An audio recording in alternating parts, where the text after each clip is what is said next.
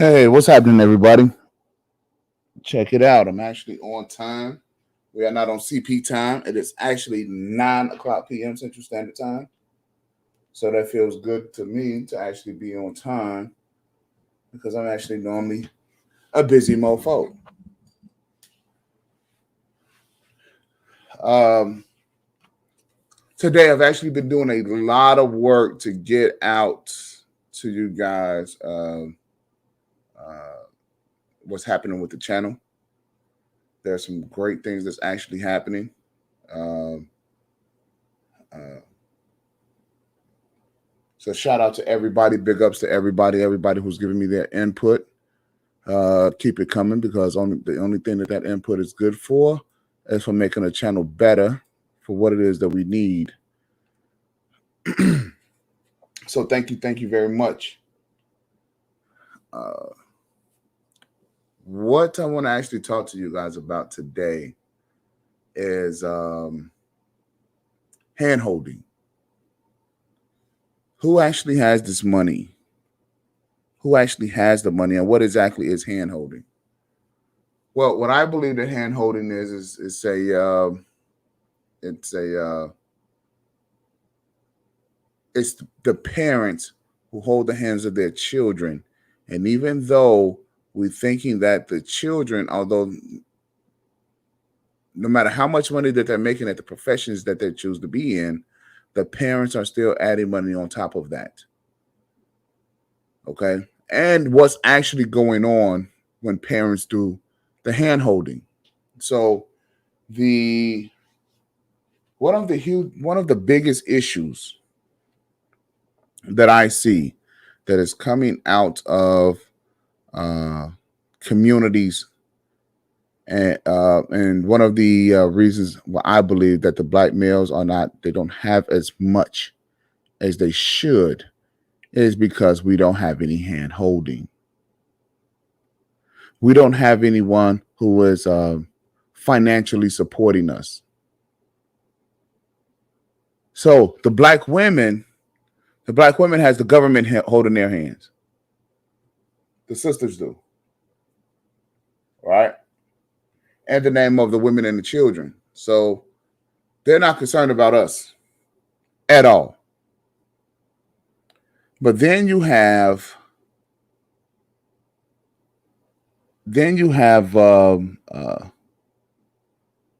let's say whites. Let's call them pinkos, shall we? So for the sake of this channel, we're going to call whites. We're going to call them pinkos. And the pinkos, oh, they most definitely are holding their children's hands, as they should, by the way, as they should. And so while they're holding their children's hands, guess what's happening? The children are able to work at their professions. They still live at home. They're making 50, 60, 70, 80, $90,000 a year. Their parents are giving them money. And why and how are their parents giving them money? Through the trust. See, the parents adopted the trust a long time ago. And some of them have, first, second, let's call it first or second generation trust that's being passed down. And eventually they'll be the third generation to receive that trust for the grandchildren.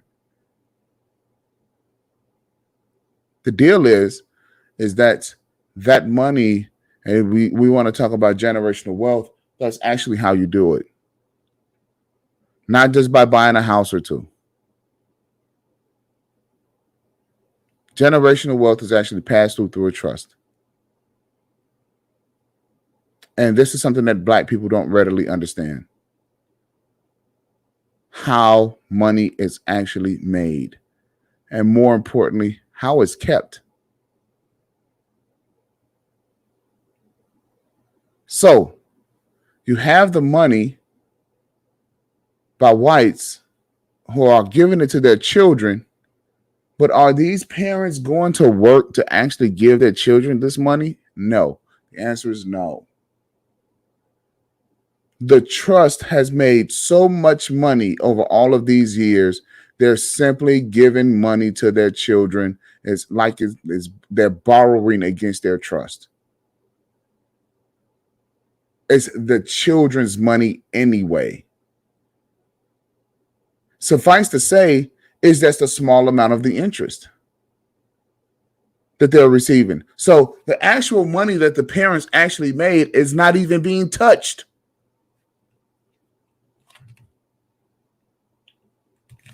Listen, if I only get one person in here tonight, I just do. Because this topic is not a popular topic.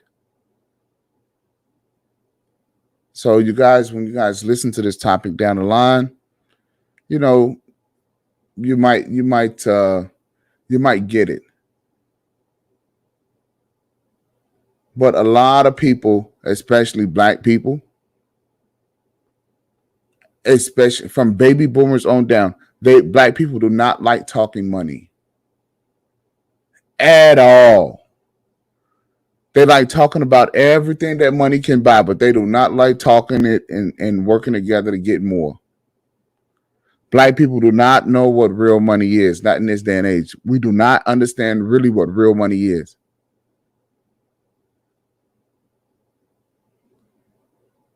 Today's age is very easy to become a billionaire. It's easy to make millions. You can go on a game show, Who Wants to Be a Millionaire? And then there you go.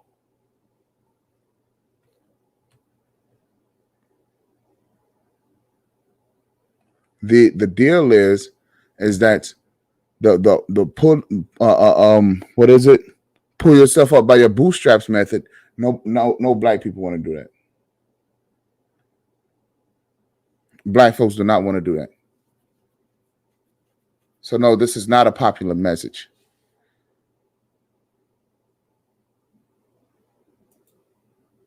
This is not a popular message, not by a long shot. And I wouldn't expect it to be a popular message.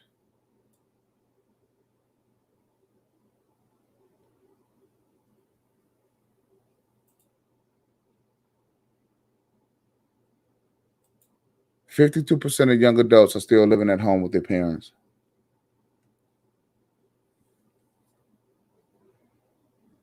%52%, a majority of them.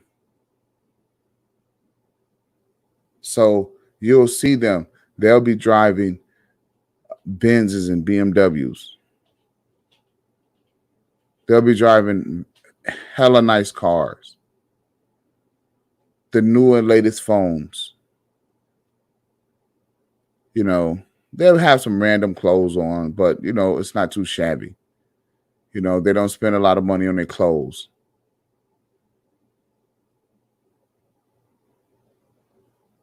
So they're still living in the same living quarters as their parents. They're living rent free.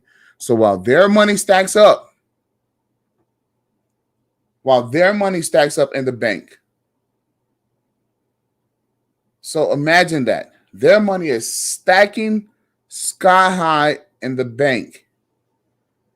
They don't have to pay, you know, $1,000, $2,000 a month. Let's say the $24,000 a year, because they'll pick a nice apartment. So $24,000 a year, they don't pay that. So that money saved, boom, in the bank. Investing, interest. So roughly for the most part, they are keeping all of their money.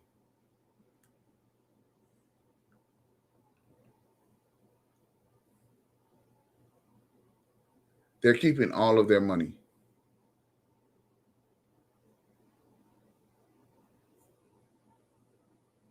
More than half of them right now are still living at home. And this is since the Great Depression.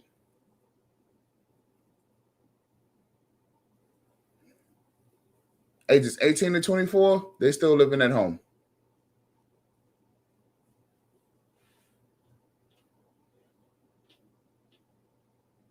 Some of them are 40 years old plus, still living at home with their parents.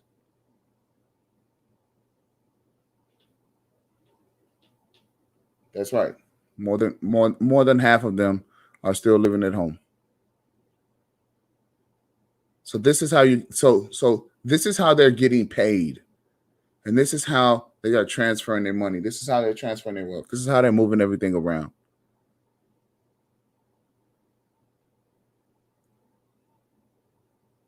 And here it is. Black folks can't even live in the same. Black people can't even live in the house next door to each other. All the while, they're taking their money and they're becoming landlords. They're taking their money and they're investing their money in real estate projects.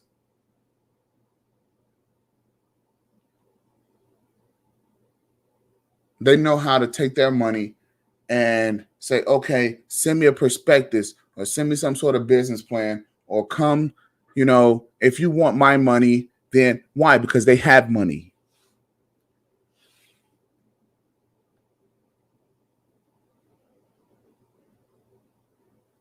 So who really has the money? They have millions. And when I tell you that in their bank accounts sits millions of dollars. See, people thinking that, oh, wait, you have to be a millionaire to have $1 million. You do not.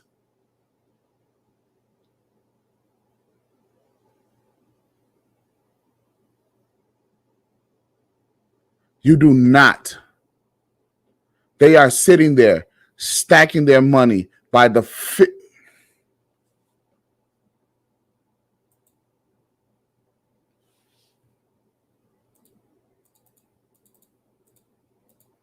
Something just came to my mind.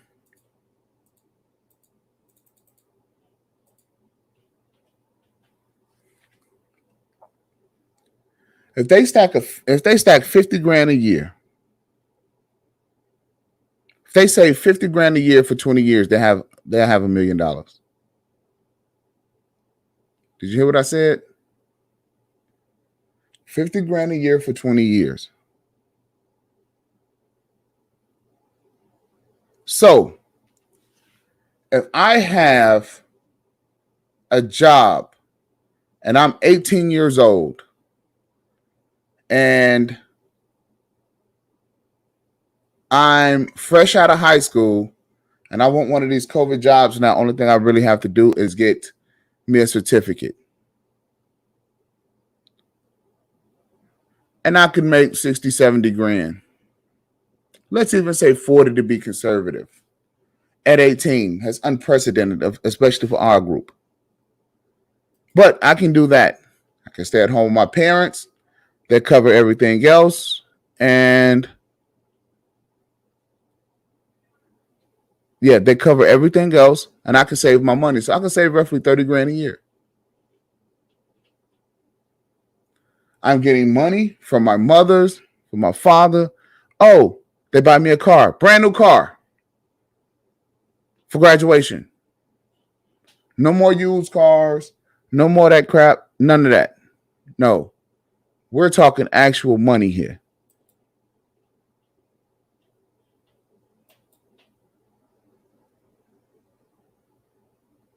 So the money that they're getting is for me to, the money that I have is for me to save it for my future. For me to learn how to take that money and invest that money. This is the new 18-year-old. Well, not necessarily the new, but more than half of them now are doing this. Black folks, kick the kid out. You're 18. You got to get out of my house. This is how we do our own children. You did. This is how we do our children. Get out.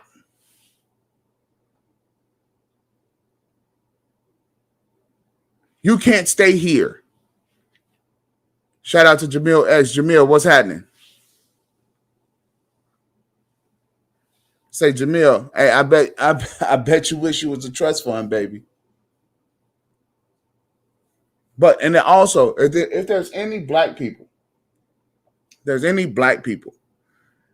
that are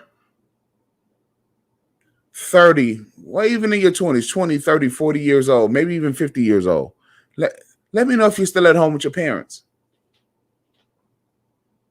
Because by the time you turn like 50, 60, your parents actually is now at home with you.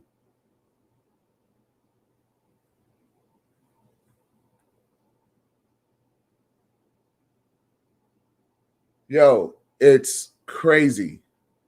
It's crazy. They are getting an insane amount of money. And they know it. I mean, they're calling up Dave Ramsey. Dave, what do I do? I have student loan debt. I have credit card debt. He's like, what the hell did you spend it on? Oh, nothing. Just being foolish, using my credit cards at the bar, drinking.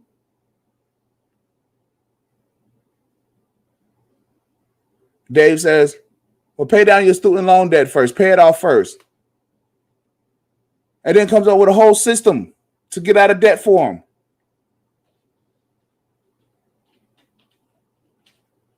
Because they're financially illiterate. So this is the reason why their parents are letting them stay home. Why? Because they don't want to see their children hanging out on Skid Row. Right, Jamil? They do. They spend their money and don't see a thing. Don't have any. Don't have. We say don't have shit to show for it. But blacks fail to realize that we can play the same game. Especially the black men. The black men do not see for the life of them to establish a freaking trust.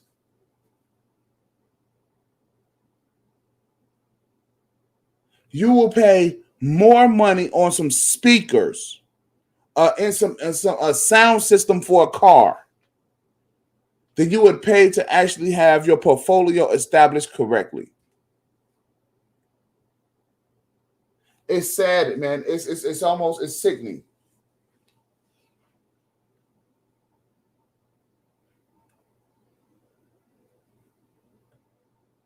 Right? I know we want to make these type of things entertaining, right? But you cannot get anyone up here to argue this point with me.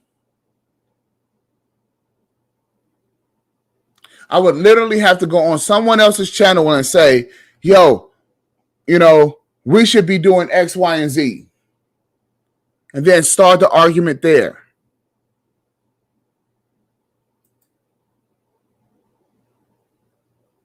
That is wisdom. But we're arguing. I mean, you can see these guys that have the cartoon characters. And I mean, I understand I have a cartoon character, right? But, they actually believe cartoon characters and all of these other different characters instead of, taking some time out to really be serious. I can understand that we be silly sometimes. You need a break sometime, right? But other than that, it's like,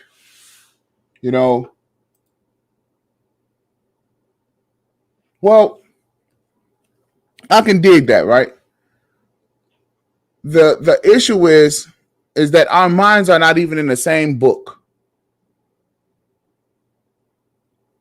We're not even in the same book. And the book don't even have to be 10 pages long, man. It'd be a goddamn pamphlet. And we're not even there. We're not even there.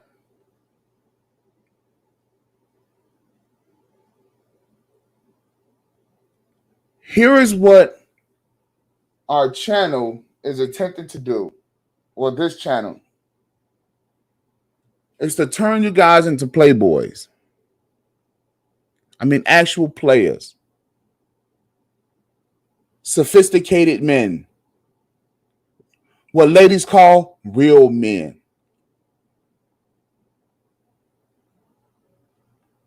Real men.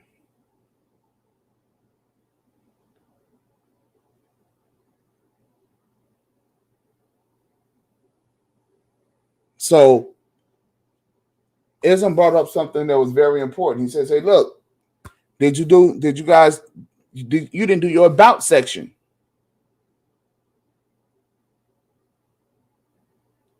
So we went on ahead and we tackled that, right? And we got that knocked out. The about section. So go check out the about section. All right. Like, share, subscribe, do whatever it is you got to do. All right. Share the channel because we're interested in getting you guys to being playboys. Playboys take care of their business so that they can become wealthy. If some of you guys are in a position out there to go back home, go back home. Get your money together. Take a few years. Take 2 or 3 years. Get yourself together.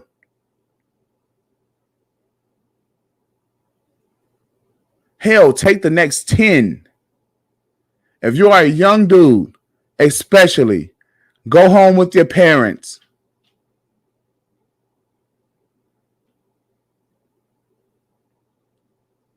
Because the money that you can actually save and spend it on rent, you can actually go home and you can live there rent free.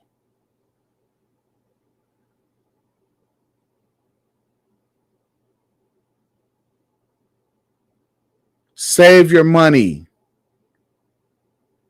If your parents don't have a trust, establish one.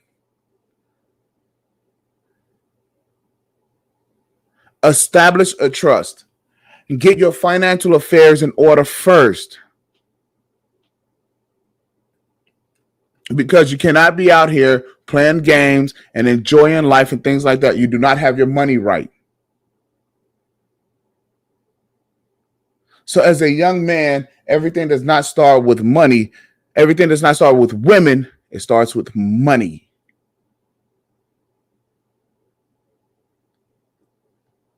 It starts with money.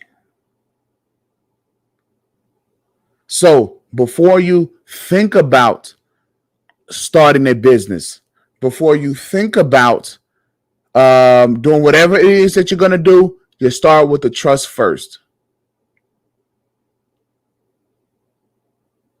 That's the first thing that you do.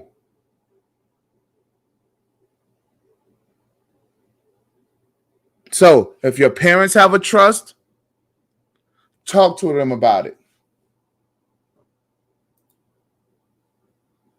Exactly. You're going to start with your trust first.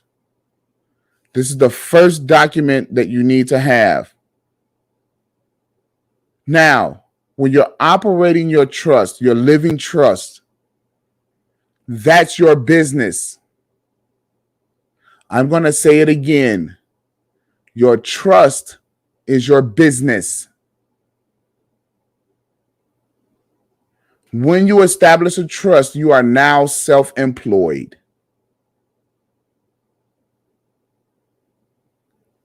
See, the rest of the manosphere don't want to come hear this. The rest of the manosphere, the rest of the villain sphere, every other sphere do not want to come hear this.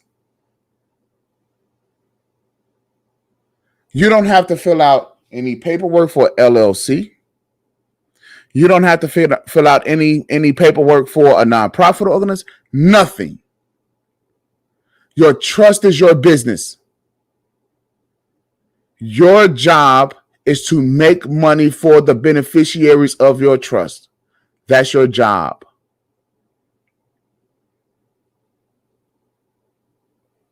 So before you go get a woman, before you go get anything else, your job is to figure out, how am I going to make more money?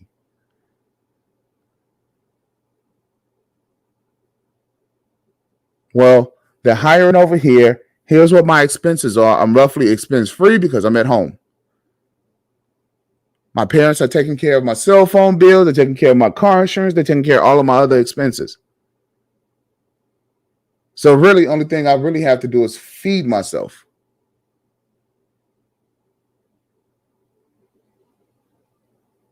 See, a lot of you guys out here who's 40 years old, if you still have a good relationship with your parents at 40, go home.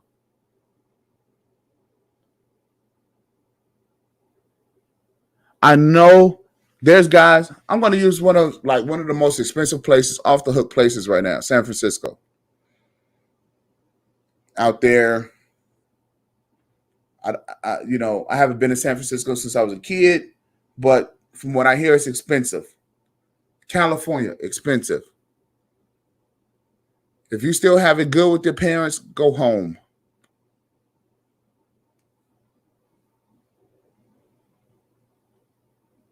Right? I don't know. Build a second unit in the back or something if you can or something. If it's, if you could. The reason being, let me get this bot out of here.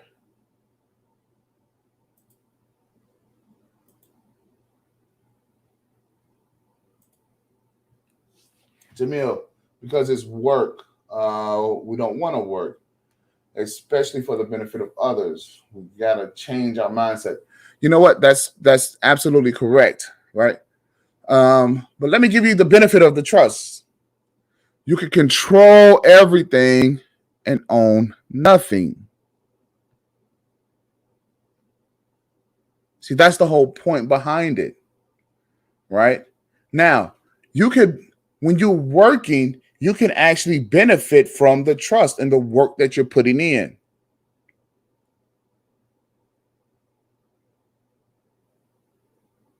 So, give you an example.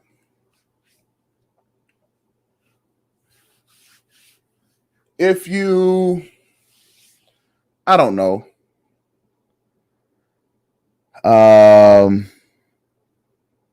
in terms of how you could benefit from the trust, and this example that I'm trying to give you,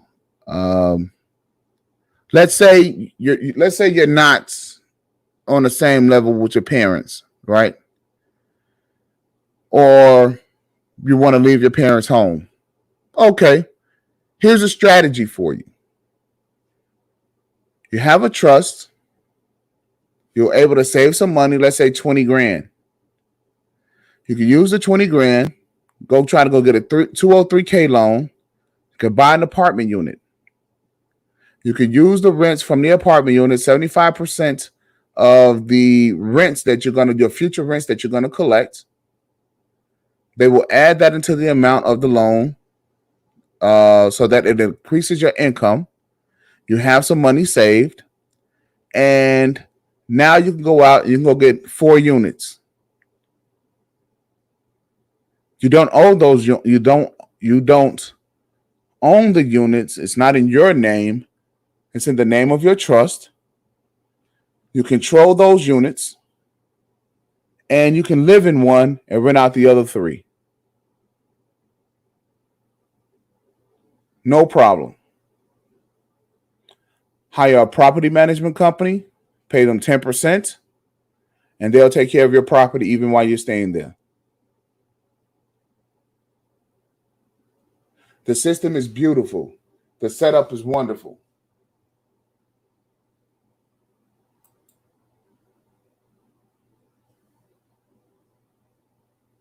Okay, Jamil, is that a real person or no? I don't know. I thought that was a bot. Let me know.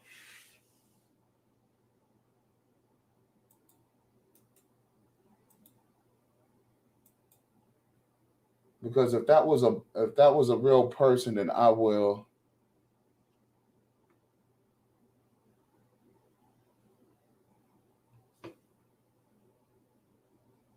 take care of that right now.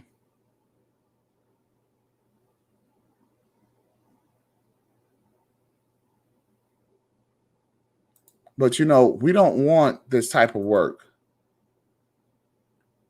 We just don't. We don't want this type of work.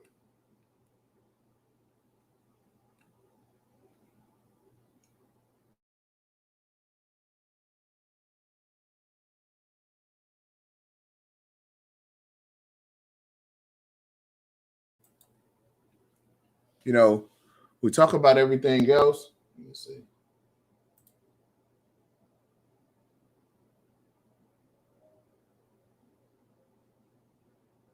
Yeah, I don't know either, man. I don't know either. So what I'll do, because I thought he was a bot, I went ahead and blocked him. So what I'll do, just real quick, Jamil, did you subscribe to the channel? Jamil, are you a subscriber? I need to get these subscribers up, man. I have a way to go ahead and do it, but before I do it, I want to make sure that I get some more things, some actual content, the actual content that I want on here.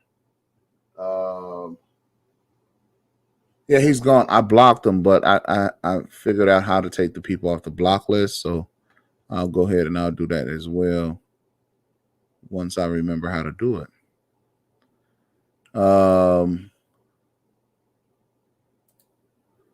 This channel permissions or something.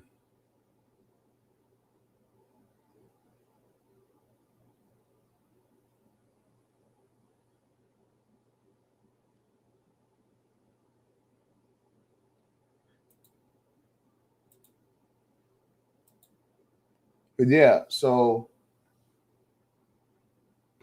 is Wacky up in here? Wacky, what's good, man? Wacky, what up? At any rate, yeah, so that's a strategy, because what you'll quickly realize once you're staying at home, and Wacky, I want you to kind of chime in on this as well. Staying at home, and how I'm literally telling you how these white folks out here, how they actually get money.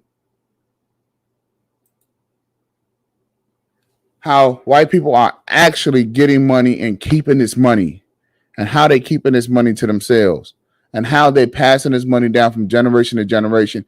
And pretty soon you're going to see by their fourth and fifth and sixth generation how much money that they're actually going to, I mean, literally, and about, I would say about 50 years or so. Next thing you know, you think black folks are broke now. You think black people having this little money. Oh, well, this person, he's a millionaire. He's a millionaire. She's a billionaire, right? In about 50 more years, black people are going to be so fucking broke, it's going to be ridiculous. The Kanye Wests, the Jay-Z's of the world are going to be broke. The average white person, the average pinko, is going to have more money than Jay-Z and fucking LeBron and all of them guys. They're going to have way more money than them, because they haven't adhered to the system of, this is how you're out to pass your money down. And you'll see it. And it's going to be so freaking easy.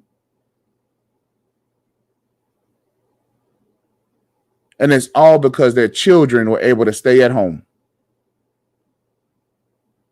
incur no expenses, no debt.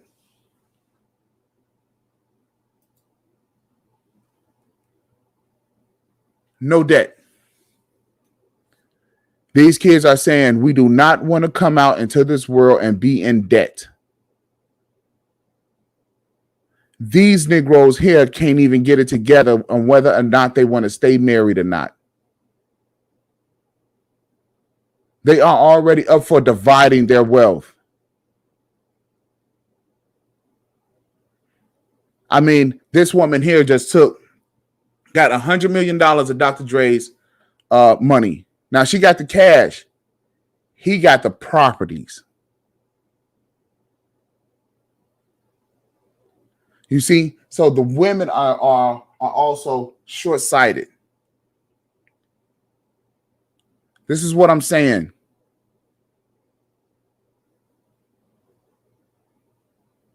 Dr. Dre let his daughter stay out on the street. And he got properties everywhere. And his daughters are out on the street. His daughter is having a hard time. Instead of saying, slow up, this is what I need you to do. Because a portion of this money is going to get passed down to you. And so because this money is going to get passed down to you, how about I continue to take care of your expenses?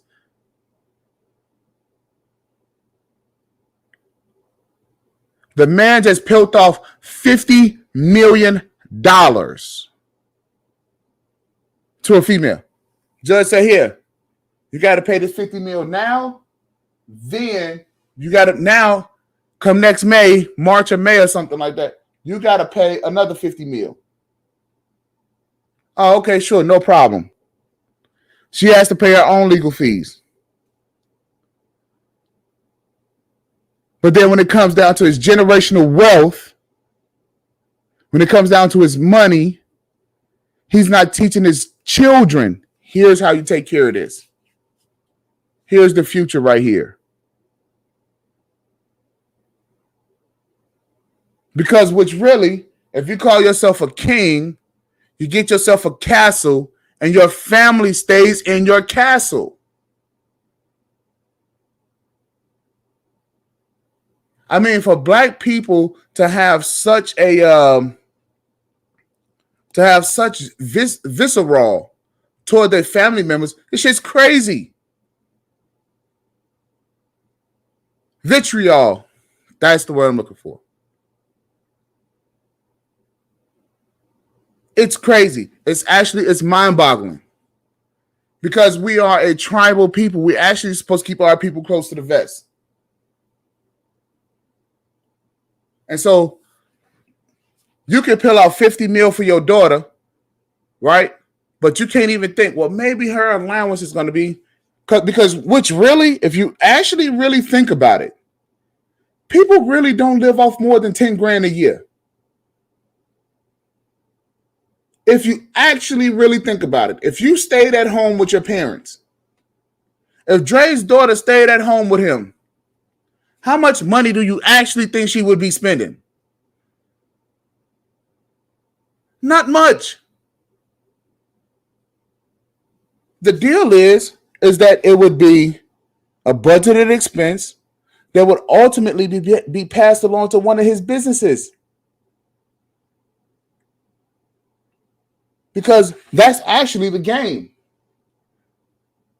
The game is to have customers that's going to be able to take care of your expenses.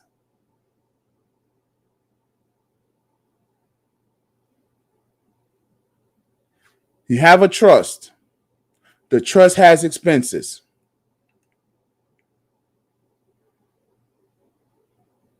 See, we're too busy having other people take care of it, take care of our money, instead of us learning how to take care of our own money.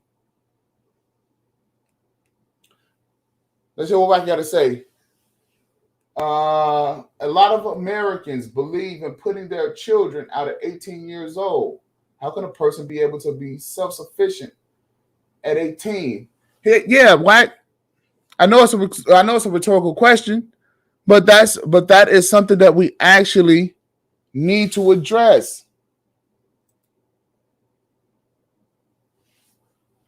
Let me see. A person is on their own at 18 means they'll pay more in expenses and it will take them longer to own property.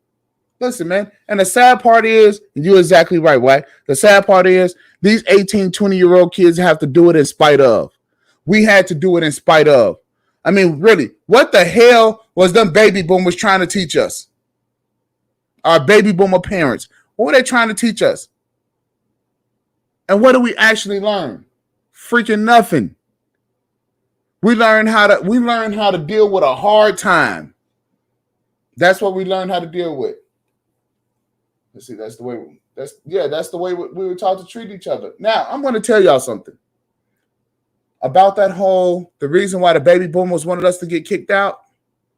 See, they were able to stay at home with their parents, which was the silent generation. They kicked us out and got us on our way simply because they were the ones who wanted the house. They wanted us, they wanted the house, they wanted the business of the house to be transferred to them, and they wanted to go ahead and sell it and do whatever it is that they wanted to do with it without us being in their faces saying, hey, look, how could you sell grandma and grandpa's house?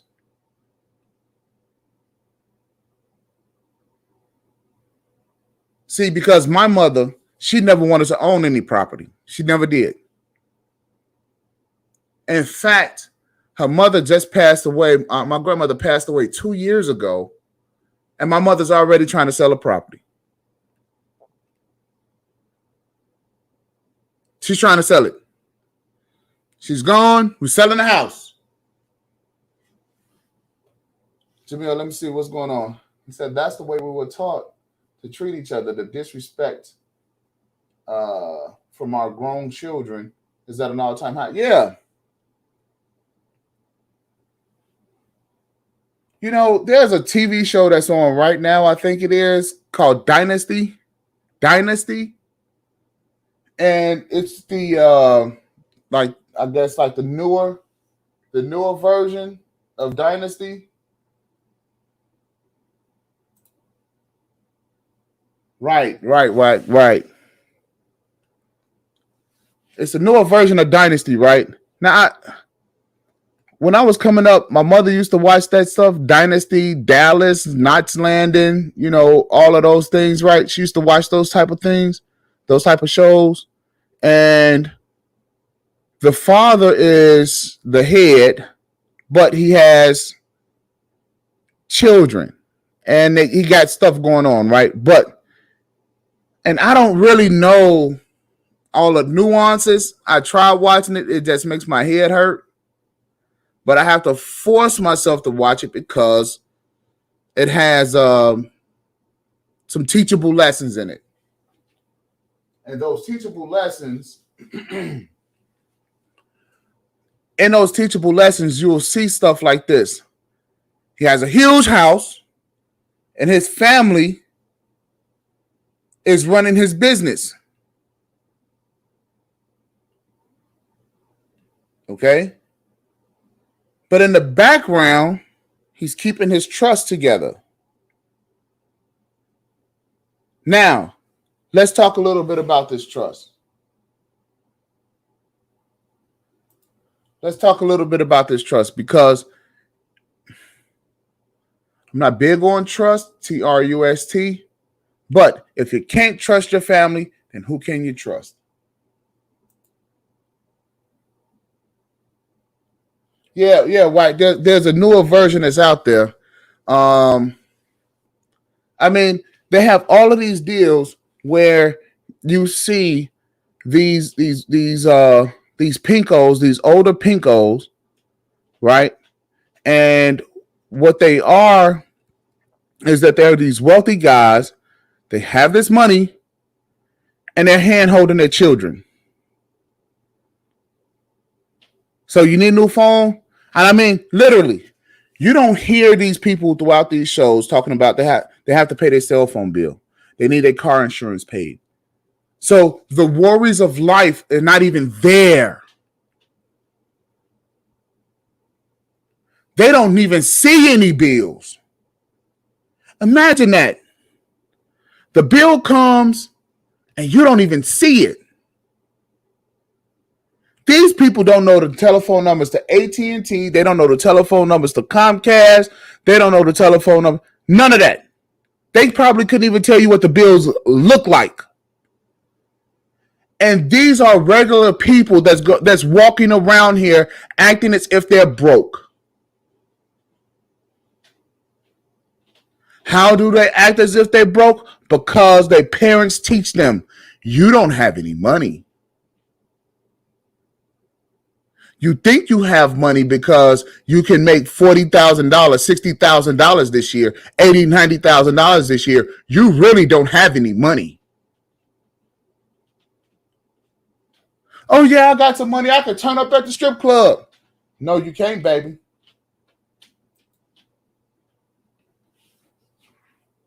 Yeah, I was just thinking about JR, man. I have no idea who killed JR, man.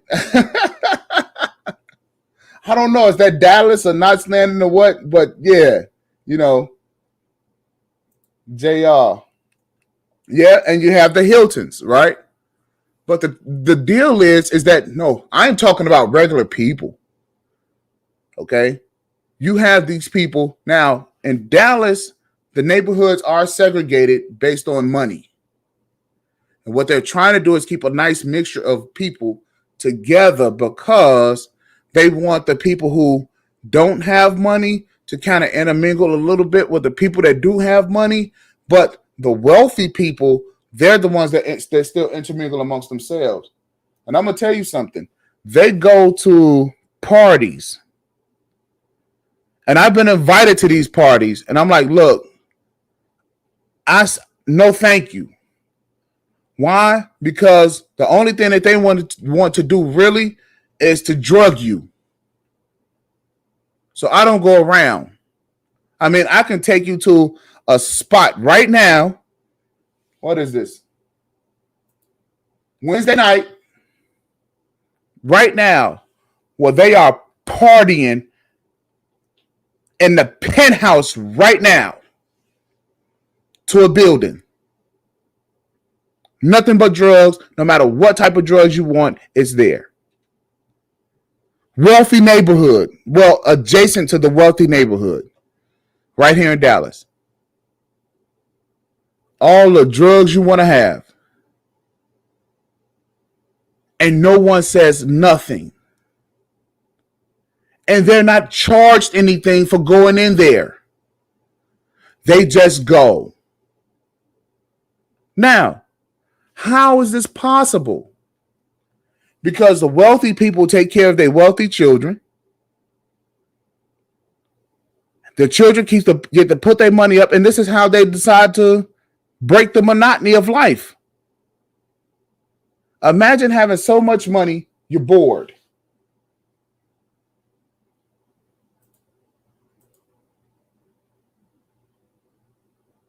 Yeah, they do. That's all they do.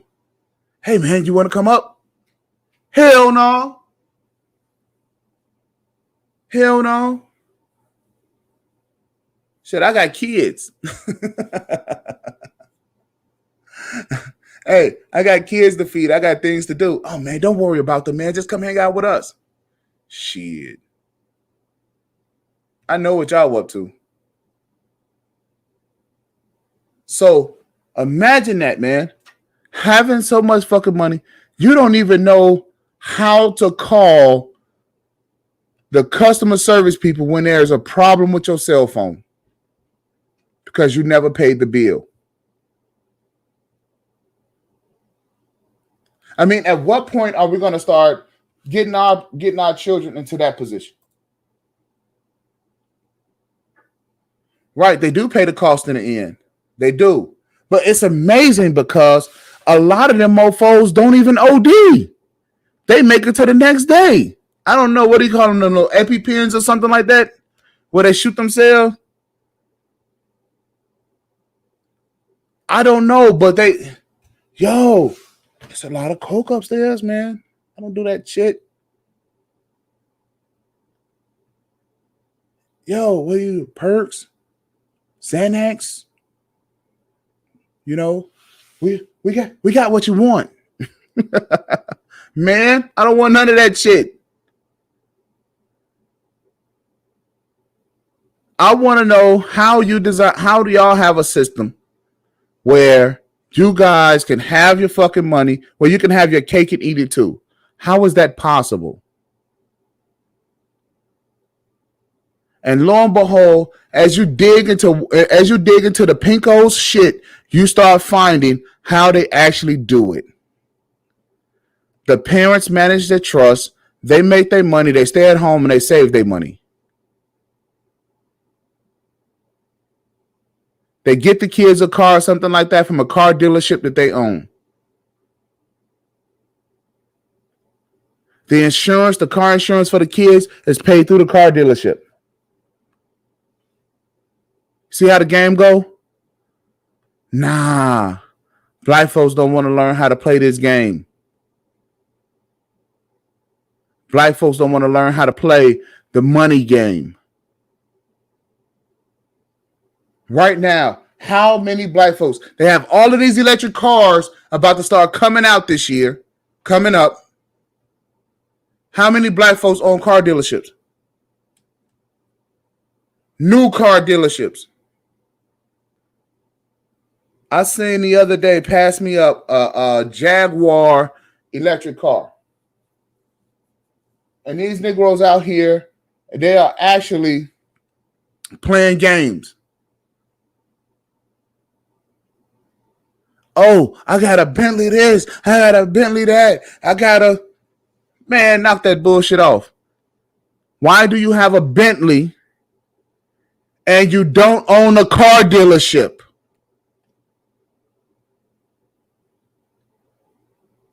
So you have a Bentley, but you have teenagers, and now you out doing what? Trust first.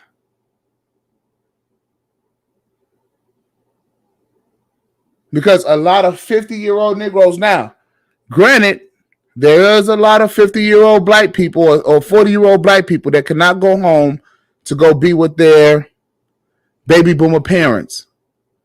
Because a lot of them were crackheads. A lot of them were junkies. So I'll give them that.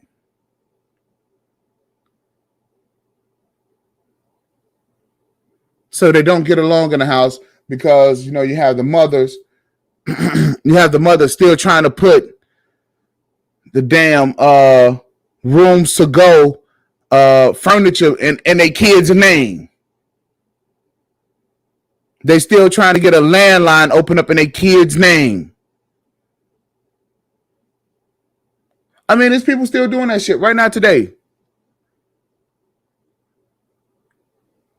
What's the grandbaby social? What's the grandbaby social? So I could because I need a I need a Lane Bryant card. I need an account over at Lane Bryant. Maybe I could put it in a little CC name.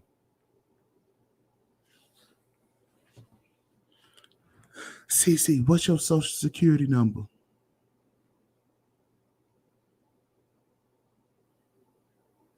When was she born again? This whole type of shit. So yeah, for the last part, they're irresponsible. They're not responsible. Pastor $40. What up with you, man? Hey, yeah, bro, pop on up here because I don't think they believe me, man, about what's going on out here in Dallas. Because I could tell you, you could go over right at Hyde Park, not Highland Park. Highland Park, the people in Highland Park, they got their shit together. Are you at the plantation? Boy, you be working hard day and night for massa, boy. Go ahead and get it in. I ain't mad at you. I am not mad at you, not at all. But yeah, so you go over to Highland Park. The children still live at home.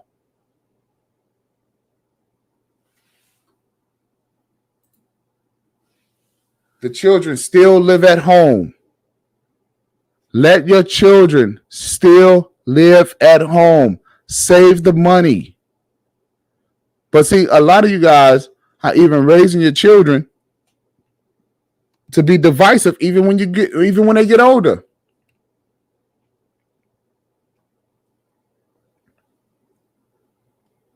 Hey, I know what to do. Have a big place for my children to come and stay. When I go in the room and the room gets closed and I close the door, there it is. Go ahead and let Wacky up here. What's good, Wack? Hey, what's going on, the man? What's up? What's going on? Hold on a second. Apparently, something's going on here. Oh, can you hear me? Oh, you can't hear me? Give it a second, Wack. I think we got we having some technical difficulties. Let me make sure that your mic is up.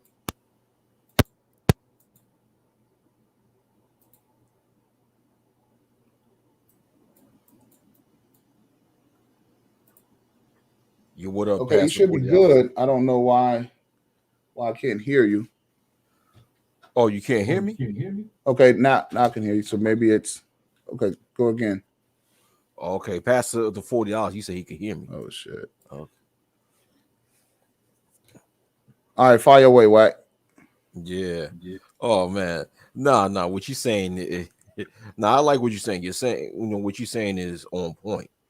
Is on point as far as, unfortunately, so-called black people within America. A lot of them don't know how to actually keep resources within the family, nor increase in resources within the family.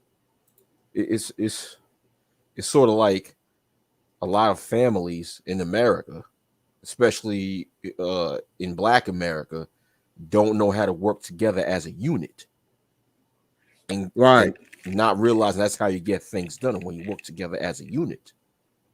And listen, man, in New York, and I'm sure you've seen this living in Texas, you got these, Latino immigrants coming to America. When they first come to America, they can barely speak English. They got all these people living in one house, right? Right. Next thing you know, a few years later, first they moving it into the hood, right? Mm-hmm. That's And right. you see a lot of them in one house in the hood. Like maybe a good 5 to 6 years afterwards, you would see them, each and every one of them, have their own property, living in better neighborhoods. And That's that true. house in the hood that they once all lived in, they rent that stuff out. Right. And it's like what happened is they know how to work together as a unit, which helps the family save more money, for each can get some property. And one by one, they get. I've seen this happen. I literally seen this happen. But when you tell so-called black people to, let's try to emulate something similar, they'll have 101 excuses. So I think I go Yeah. ahead. I'm listening to you. Like, you can't, I man, you can't do that. How you gonna do it? You can't do this. We can't do that. How you gonna be a home more than 5 years? You can't do that. No, it's other right. bullshit. Go ahead. Well, I think told this story before. I don't know if it was every Tuesday or every Friday or something, or Thursday or something like that, right? It was this Mexican family. And I mean, they literally brought their whole block, except one house. It was this white boy. And I used to drive for Uber and Lyft, right? Because I was the type of person like, hey, my car's parked outside, I'm gonna be making some money, because I totaled out the amount of hours that we actually drove the car, and we were gonna be upside down in the car even after I had made sure that we had equity in the car when I drove it off the lot, right? So I made sure that my car I had about $8,000 in equity when I drove it off the lot. That was even after depreciation.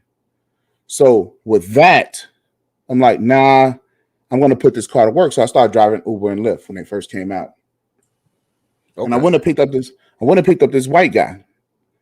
And he was the only guy on the block. But I noticed it was like this huge ass celebration at all of these houses. It was like, I'm like, what the hell are they doing? And the white guy said, well, you see, all of these, he called them Hispanics, right? Trying to be, politically correct. I said, oh, so all the Mexicans? He's like, yeah, you see all these Mexicans? They started out in that one house where you see the big celebration. That's where the mother and father live. But they own all of these houses on the block except mine. Wow. He said they started out, and then the oldest boy, he got the house next door, and the oldest daughter got the house next, and then so forth and so on down the line. So now the in-laws, and he says, and you see this one right here. I don't know if he said the boy name was Felipe or something like that. He said, he just turned 18 and they just bought him this house right here on the corner. Right. Damn. And he was like, they do auto repair.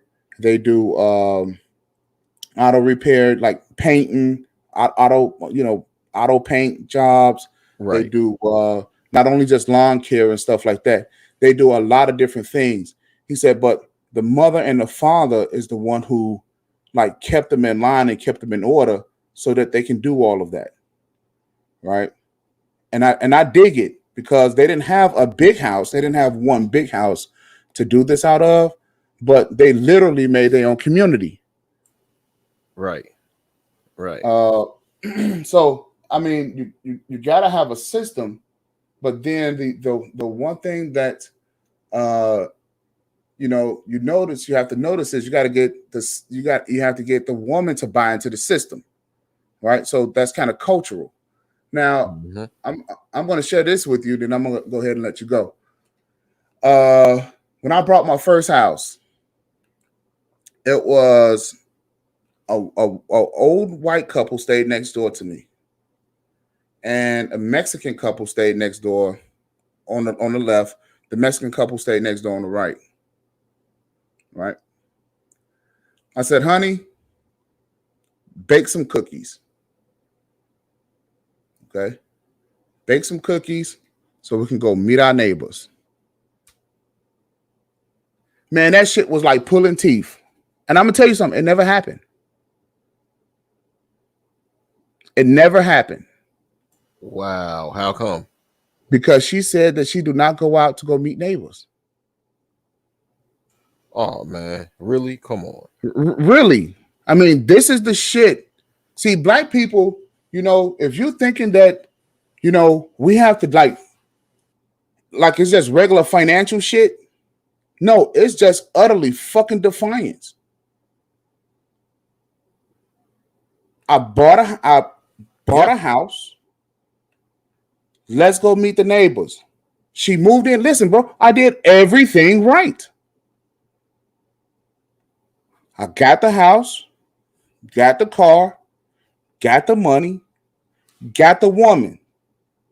She moved in with me. I didn't move in with her. Ask her to do that? Nope. Zip zero. I said, so what happens when we leave to go on vacation and we need somebody to watch the house? Because it wasn't all of this Zoom shit with the cameras and all of that shit. We didn't have all of that. So we need our neighbors to watch our house. Right? This is what happens. What happens when, something bad happens, right? Now, so I decided to go back to college. And while I'm in college taking a few courses, she heard someone come up and start trying to jimmy and get into the house via the garage. Oh, she got scared as hell then. Right. Oh, yeah. So calling me at school, hey, can you hurry up and come home? So, call the fucking police. What are you calling me for? Right. Go grab a knife out the kitchen. Now, at first, she was afraid, didn't want no guns in the house. So you don't want to go meet the neighbors, right? You don't want no guns in the house. Okay. Next thing you know, hey, we got to go to the gun show, go get some guns. I'm sorry to laugh. But... what's our neighbor's name? That's Bob, and his wife's name was Helen. Bob and Helen, and Juan, and Felicia, some shit like that. Oh, she got to know their asses then. Wow. Because somebody tried to break in. Now, you didn't hear me say the fucking cookies would have solved the problem. It took somebody attempting to break into the garage before because we had the house and we had the biggest backyard on the block. Right. Oh, okay. And it's just the way the house was positioned. And you didn't want to go see them. So when I'm talking to them, you know what I'm saying? I'm out there cutting the grass and doing all this other shit. You didn't want to go talk to them. You didn't want to go be friendly, right? But now you're in a house and your ass is scared now. Right. You did. So, this is what it's actually taking This is what it's taking because our sisters don't want to listen from the jump, right? So how can you get the rest of the family to listen? They asses don't even want to bake the goddamn cookies. Right. It's like something so simple they make it so hard, man. Right. Like, it's funny. It's funny that you speak about that because I got a few stories of my own when it comes to Well, my family members, man. Fire away, bro. Yeah, like I got this relative that lives in the South.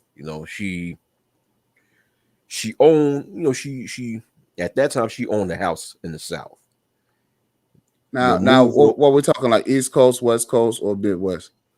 East Coast, Southeast. Okay, all right. Yeah, all she right. moved. Yeah, she moved out of New York and lived in the Southeast, and she owned a home. She was mortgaging a home, and she only had like maybe a few $1,000s left in her mortgage. Okay. Before she could fully own the property. But the problem is that she would rent out the rooms in her house, right? She had a big house, a few rooms, so she would rent out the rooms. Now, it's not more so her renting out the rooms that was the issue. It was the types of people that she would rent the rooms to. Okay. Were they like vagrants or something? Man, listen, she rent them rooms out to anybody. Okay. She didn't care about doing a background check. She didn't care about doing a credit check or what have you. Right. And she went by word of mouth. Okay. Now, everybody in the family told her not to do this. Well, not to do this. In other words, not to allow tenants to rent rooms from the home without doing a background search first. Do a background search their employment history, search if they have a criminal background, knowing to know, if they have a consistent criminal background or big old rap sheet, don't bring them in. Right. So what would always happen? She would let the wrong people come in, and they end up being like crackheads and shit. They end up being crackheads. I heard a story where she let a drug dealer come in and rent out one of the rooms in the house. And one day, a whole SWAT team full of cops knocked down the door to her house. You know what I'm saying? And everybody living in the house it was in handcuffs, was sitting out on the street, handcuffed and stuff, and sitting on the curb of the sidewalk. Hey, I'm laughing, but that ain't funny because she didn't see that one coming a mile away. Right. I saw it coming. I saw it coming. I said, and I told her, I said, listen, if you don't do a background check before you allow tenants to move in, you're going to put yourself in a position where you and other people in the house can be hurt. Right. Because you letting all these different people come in without doing a background search on them. So, and they end up becoming some of the worst people that she lets in. Right. So now check this out. Now, what I didn't tell you is that this family member, she was paying a mortgage to another family member who ended up owning the home, right? Okay. Because what happened is the other family member ended up putting the house in her name because the initial family member just totally messed up her finances to the point of the fact that she couldn't keep, basically just say at least her credit was so fucked up that she couldn't put the house in her name. So she put the house in the other family member's name. So the deal was that she paid she paid the other family member money for the mortgage. Right. She was, and this family member that had the house was not able to do that because every time she would get a tenant, like I said, either cops would kick down the door of the house and arrest the tenant, or the tenant would be comfortable and refuse to pay rent. Right. And then she would have a hard time getting them out get the whole court case and what have you. So the other family member who owned a house on her name, right? She got tired of it. She said, "You know what?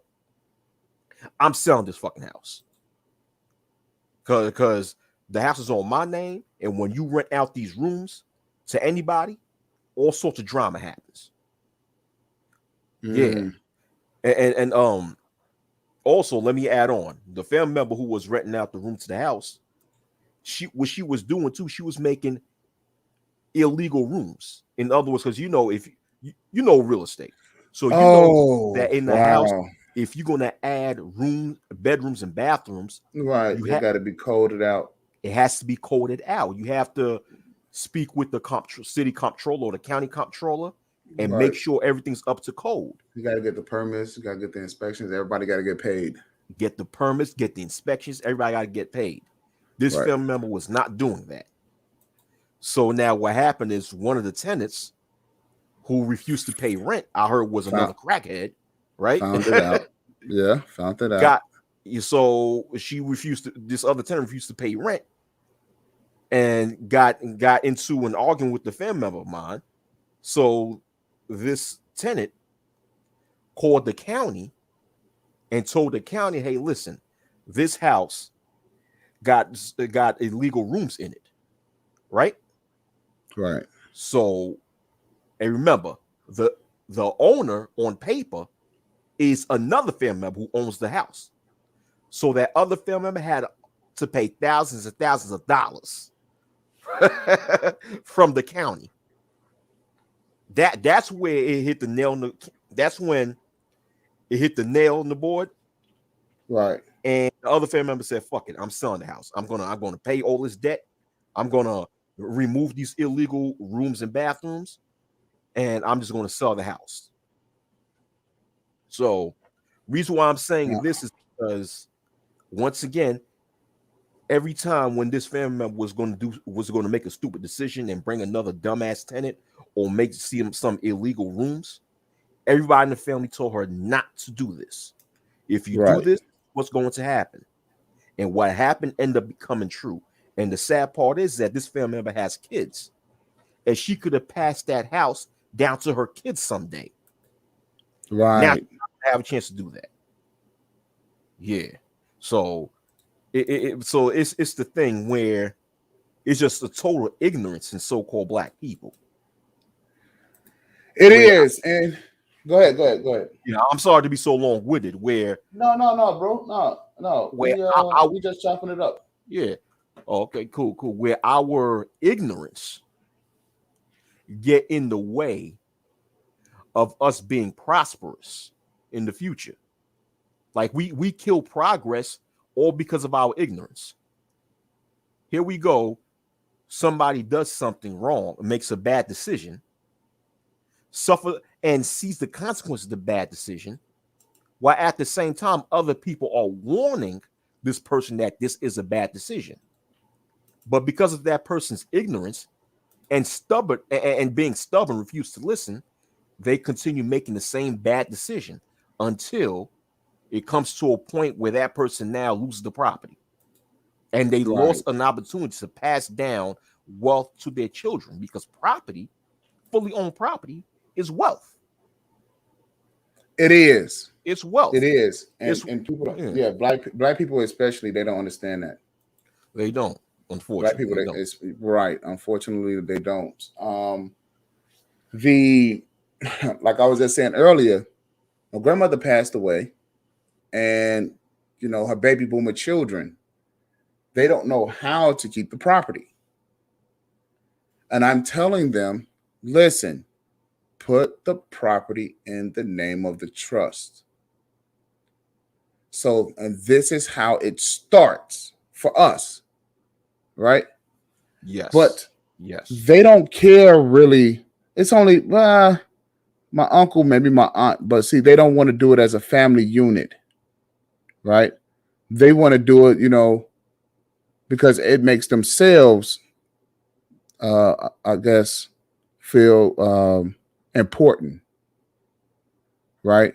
They don't want to work together because somebody always want to be the boss. Somebody always want to be in charge, right?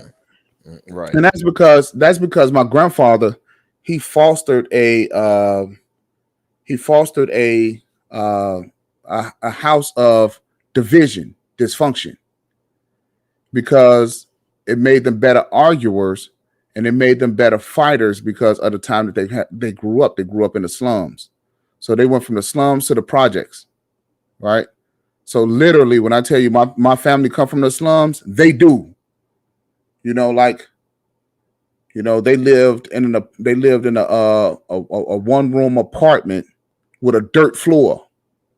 That's how they grew up. Dang. Yeah. So the projects was a blessing. To move into the projects, had 3 bedrooms. Man, fuck them cinder block walls. They didn't care nothing about that. They had a kitchen, they had rooms, they had, shit. They even went and they had a dog before that. It's amazing how people that live in slums, they still have dogs. I don't know. I mean, right. You can't afford to feed yourself, but the dog always managed to eat. Right. So they had to be tough out in the world, and I get that, right? But there's only one person. See, so I had my oldest uncle. Now, he's afraid to be broke. I mean, him being the oldest, he really know what it means to be poor. You dig? So he would not do anything that would mean him spending money, even on himself. He would not spend money. I mean, literally, if he could walk around with rags on and still be able to make money, he would do that. Wow. Okay. You did? Right. So, he did not want to be poor at all. Now, the wife that he chose, she would do anything to make money. My aunt, oh yeah, my aunt, she would do anything to make money, man. She forged the will. My grandmother's will. She forged the will to get the house that they're arguing over, so she can sell it and give the money to the kids, her kids. Wow. No, real spiel. This is happening real time. So as I'm telling you this is actually happening right now. Wow. Okay. I mean, and if you want to talk about the gynocracy, you want to talk about how things really work for women, right? If you want to talk about that, she forged a whole will to steal my family's inheritance, right? Wow. The court system did nothing about it. What? Now I'm gonna say that again. She forged a whole will to steal their inheritance. And was found out. Because I found it. I found how she did it. The court system let her go scot-free, bro. Wow. But that's technically, if you forge your will, that's fraud. Not only is it fraud, here's how they did it. They used a notary, right, to notarize the document. Right. And the notary had passed away 2 years before my grandmother did. And this shit's happening in real time, y'all. Right? And I found it. I said, whoa, wait a second. Because everybody thought the notary is the notary, but I've been specially trained to be able to do things like this. All right. So I was able to find this information out. Went before the judge. Judge did absolutely nothing about it. She just said that she just declared the will invalid and that was it. But, nothing else. Wow. He just so when I tell you guys that black women are just getting away literally with doing anything and everything, it's true. Perjury does not exist in family court. Perjury. So really? I'm going to make sure that that's clear, so that these women can actually go into family court and lie. So I tell guys, make sure everything is factual as best you can when you go into family court. So if the kid is, if she says that the kid is yours, get a DNA test. Yep. because she could be lying. When these women are known to lie, just go ahead and do it. A lot of cases is just $100. If the court really wants it, it'll be free. They can just order it to be done. Yeah. Yeah. Yeah. So get Yeah. so get it. Do not take her word for it, because perjury does not exist. And in almost every family court in the United States, if a female states that you're the father, if a female go in front of a court and states that you're the father, you have every right to ask the courts for a DNA test. That's all you just need to do. Just all you need to request do. for a DNA test, and the courts will give it to you. They will conduct a DNA test with you and that child. They will. Yeah. Oh, so just to shoot back a little bit.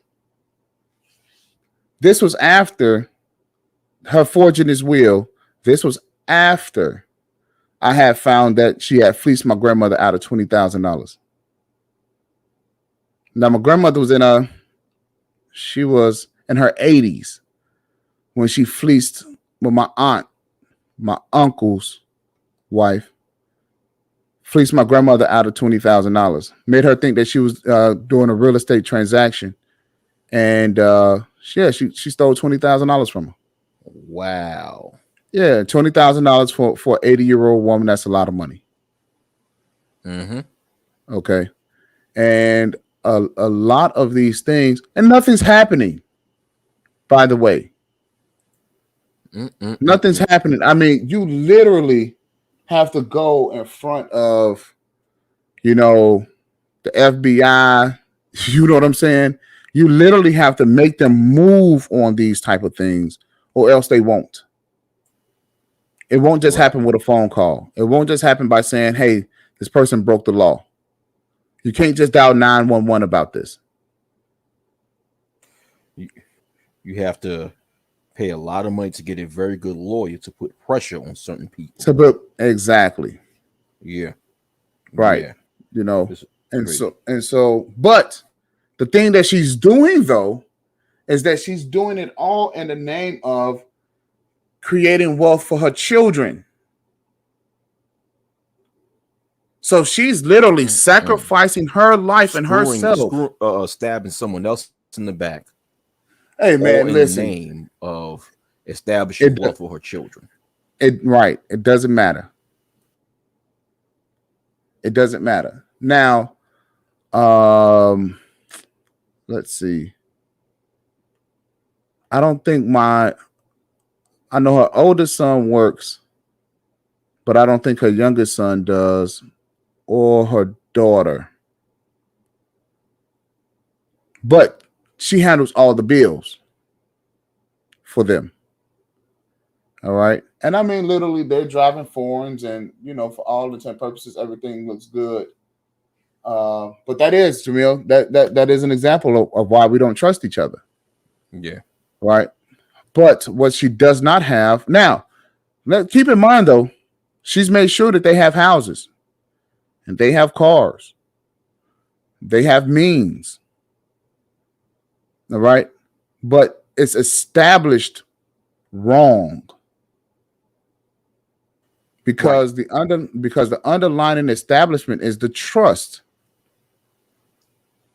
So, and that's why I said, Wack, if you need a trust, Jamil, you need a trust, let me know, because that is the foundation. That is the actual foundation of finance in America. And then the next thing that you're supposed to get from there is life insurance. Yeah, that's the next thing, and doesn't matter if you have kids, because it's sure enough as you're making money, right? Sure enough as you're making money, let's say you pass away, your money has to go somewhere, or it's going to go back to the government. Yes. So you will want to declare where your money is actually going to go. Now the trick is to have people to get it done. That's the trick. All right. Right. And it's unfortunate because people don't want to get the shit done. Mm. You know, Mhm. And family members putting money or other assets in a trust that would cause less taxes to be put upon that money or whichever resource that someone that's put in that trust. listen, what you said is exactly right. I was watching this deal on Vice, and they were talking about Bernie Madoff Hmm. and Epstein Okay. and how these guys made money and how they were able to get into the they were able to get into the upper echelon of society, and they did it by using the trust. They were able to so obviously got the ultra rich, right? And they have nothing but money. They have so much money, in fact, they don't know what to do with it. They're just like, okay, I was able to hit a lick. Now I have all of this money. Where do I put it? Right? Or else the government is going to take the money back from me. So Bernie Madoff and Epstein, they were able to get in with these people by saying, listen, I could save you $2 billion in taxes if you pay me $150 million. Hmm. Yeah. And that's just what they were doing. Yeah. You did. So these are things that so I have a nonprofit organization that's designed to teach financial literacy to children. And I'm working with Junior Achievement to see how we can get the programs free for Black kids during the time of COVID. Oh, Right. okay. That's great. So that's what we're doing. In Junior Achievement, they have a little bit different program because they provide the actual teachers that teaches financial literacy. So they're just not parking them in front of the computer.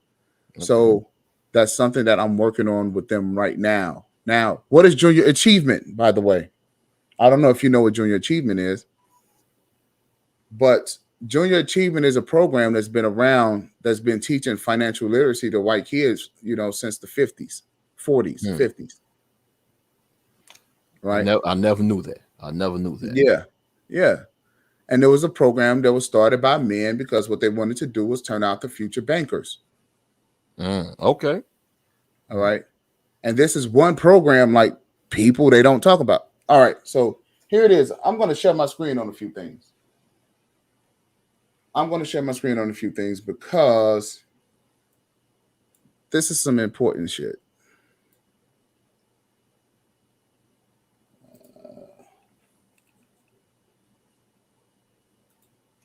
Junior Achievement. Okay. Junior Achievement. Hmm. All right. So this is a company that I'm working with. Actually, in driving, I met the one of the board members, and I actually got to give her a call this week to see how we're going on things. But this is it, right? Now, Mhm. look who's in the picture. Look what children are in the picture. Okay. Mostly Yeah. look like people of color in the picture. Well, you got a black girl, Yeah, black girl. white boy, Uh, one on the left look like a Hispanic. Hispanic. Yeah, Exactly. Who's missing? black man or black boy. Exactly. Hmm. He's not Mm. being represented. Mm. Wow. Now, what she told me was their biggest problem is getting black boys into these programs. That's the problem that they're struggling with. Wow. Why is that? Wow. That's interesting. Because, so as you can see, that these are all like school age kids.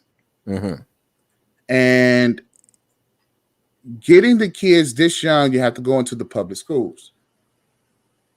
And the Right. black and going into the public schools and convincing them that this is a great program to have for children, it's a difficult thing because then it would have to be kind of like an elective, right?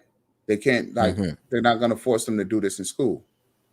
So remember when you hear me yelling at the top of my lungs like black women are not prioritizing the kids because they don't. A lot of black women have black boys, Mm-hmm. and Right. they don't want they don't see the extra time being spent to learn about money. What he need to know about money, I'll teach him about it. Yeah, right. You know what Wow. I'm saying? And so, and they have a proven method.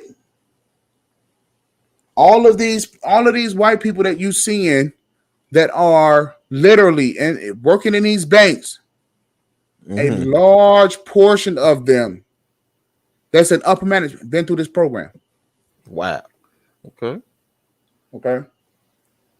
So this is the program for financial literacy. Everyone else takes their cues from them. I think Mm. they started out, some white man funded it, then they got the government to fund it, and this has been how it's been funded ever since. Okay. And they have a large donorship, right? Donorship. I wonder if that's a word, but they have large. The donors are huge, right? And we're not getting our heads out of our ass so that we could get our kids involved in something like this.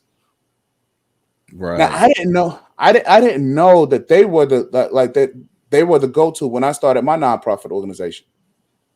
Right? I Mm. was just kind of doing the shit haphazardly, and then I came across them when I picked her up driving for Uber. I'm gonna tell you guys, driving for Uber and driving for Lyft is a great way to network. Yeah. Yeah. It's a great way to network. It's a great way to meet people privately, and then you can exchange business cards. I got hundreds of contacts. Now, probably Mm. even thousands of contacts from because I drove for about 5 years. I just found it fun to drive, right? So the deal is that this particular nonprofit organization is A1. So when you see, the nonprofit organization that I have, and then the man he's working with white people. Well, no shit. You're supposed to work with white people. I didn't say sleep with them. Oh There's boy. a huge difference, right? And they have the tools and the ability to get us what it is that we need because they're Mm-hmm. the ones with the money, Right. right? Um, Now, how far are they going to be able to take our children? I don't know, but I have a plan on being able to take them further because what I want our black boys to be able to do is to get into investment banking so that they can learn Mm. how to do what what do you call them, the small hats, Mm-hmm. Right. so they can learn how to do what they do Mm. because there's literally $90 trillion that's moving around this planet every day. Oh Jesus. Wow. 90 trillion. 90 trillion. And exactly. See, America makes it seem like we ain't got no money. Oh, yeah, you do. Yeah, you do. But the deal is that we don't know really what money is. Hmm. And that's just the money that's moving around the earth. That is not the money that's being stored away, stocked away for a rainy day. Right. Right. Okay, that's just the money that's in circulation is 90 trillion. Hold on a Mm. second. Let me see. Wow. Jamil says donorship. Okay, Yeah. he said donorship is a word. Okay. Okay. It sound like it's supposed to be a word, right? Mm. So White, it's good that I got you up here, man, because I want to talk to you about something. Okay. And let me see. I had pulled this up here. at one point, and just give me a half a sec. I don't know, bro. Do you got any interesting topics, man, about that you wanted to talk about? Um, well, no, not really. No, not really. I just wanted to You speak a don't have little bit nothing. about. You don't Oh, have nothing interesting to say today.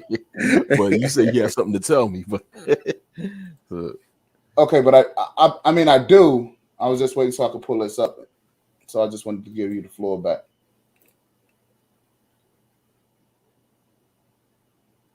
Have you ever seen this before? the culture wheel. No, I haven't seen this before. No. All right. So basically, this is the building blocks to a culture. Okay. So when we're talking about black culture in terms of being a failed culture, you can just about look at all of these and you can just about say, yeah, we fell off in all of these areas because this is what it takes in order to have a culture. And not many people actually know this. So if we wanted to know where to start and how things are actually affecting us, you know, so when I say things like, I want my children to have culture, right? Mm-hmm. I don't presume to know the definition. I go back and I look it up again, Right. Right. okay? So that I'm not making assumptions that I'm moving forward based off of. So I went back to culture. And um, yeah, we have fucked up royally. Mm. Yeah. You know, that's a good will. You know, having great values leading to greater community, which leads into having greater knowledge of stories, knowledge of self, and what have you. It leads to language getting better, or having your own language leads to establishing or reestablishing traditions and rituals, which goes into establishing techniques and skills, goes into establishing tools and objects, which goes to establishing the arts, which goes to establishing our food and drink. Yeah, Now yeah. you notice where you started at though. Values. Yeah. Values, Yes. right? Started at values. And that's interesting Yeah. because you think that you'll start out like, I don't know, language or maybe even the households or traditions or something like that, right? But you start out at values. That's interesting because that's the place that I started out at, Okay. Yeah. right? Uh, so I think that was very interesting. Now, have you heard of the 10 life values? I'm sure you have. You've been hanging Yeah. around. I have. I have. But Okay. values. You just like you already know, but without values, you have nothing. People have nothing. They don't have values Right. because values is basically the main ingredient on getting people to work together in unison because values teach you how to treat one another, Right. how to communicate with one another, how to establish trust with one another, how to rely on one another, and how to be and it teach and values teach people on how to do right by another for so there can be trust, for so there can be unison. So that's the epicenter right there when it comes to values. Values establishes everything else. Once a group of people have values, everything else will come into play. But that's what I have to say. But go ahead, brother, the man. Yeah, I 110% agree. Now, you and I may have a little different view because I don't trust anyone. Oh, okay. Okay. Okay. So I don't do the whole trusting thing. Now, if you say something, then I'm going to believe what you say. Right. Then you have to give me a reason not to be able to believe you again, which would make you a liar. Right. So if you lie, then that means you go back on your word, Right. right? Now, we already know the pinkos. That's what I call them on my station, on my channel. Call them pinkos. Pinkos. Yeah.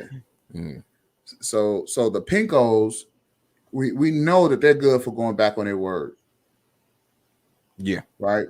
And then all of their movies and television shows, they're giving you every reason why they're going to go back on their word. So they're basically telling you like we're going to lie to you at some point, which is fine with me. Which is fine with me, but the thing is that uh, I'm under no illusion that they're not going to lie. Mm, The issue is that we used to have morals and values. The Pinkos don't have morals and values. That has to be instilled in them. And even still, they will turn on their morals and values for the sake of surviving mm-hmm. because they really believe in the survival of the fittest. Right. All Right. right. And morals and values do not help you survive. This is the reason why they have so much money out and they had to change the whole values. They had to change the whole monetary system. Remember, things used to be backed by gold. Now we have fiat money. Mm, Right. So this is the mm-hmm. reason why they had to change it because, money really meant livelihood. Right. Now they can lose a job today and go back out today and go get another job paying more money, which Mm-hmm. is the reason why, like in today's society, right, you'll see them going out. They're actually quitting jobs because they're not making enough, and then they'll go out today and go get another one. Mm. So this is the nature of things. Now, it's great that I got you on the show today, man. Hey, Wacky, ladies and gentlemen, Wacky is actually on the show, hanging out with the man Oh, no doubt, no doubt. I for gotta, a time being. Yeah, yes, sir. I gotta show the man some support. But Oh man, I yeah. appreciate that. All right. So here's the 10 life value system, and I'm asking you about this system. Mm-hmm. Uh, did some research, right?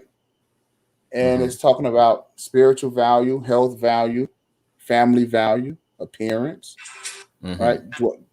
Dwelling value, mobility value, right? Mm-hmm. Education value, profession value, right? Wealth value, leisure value.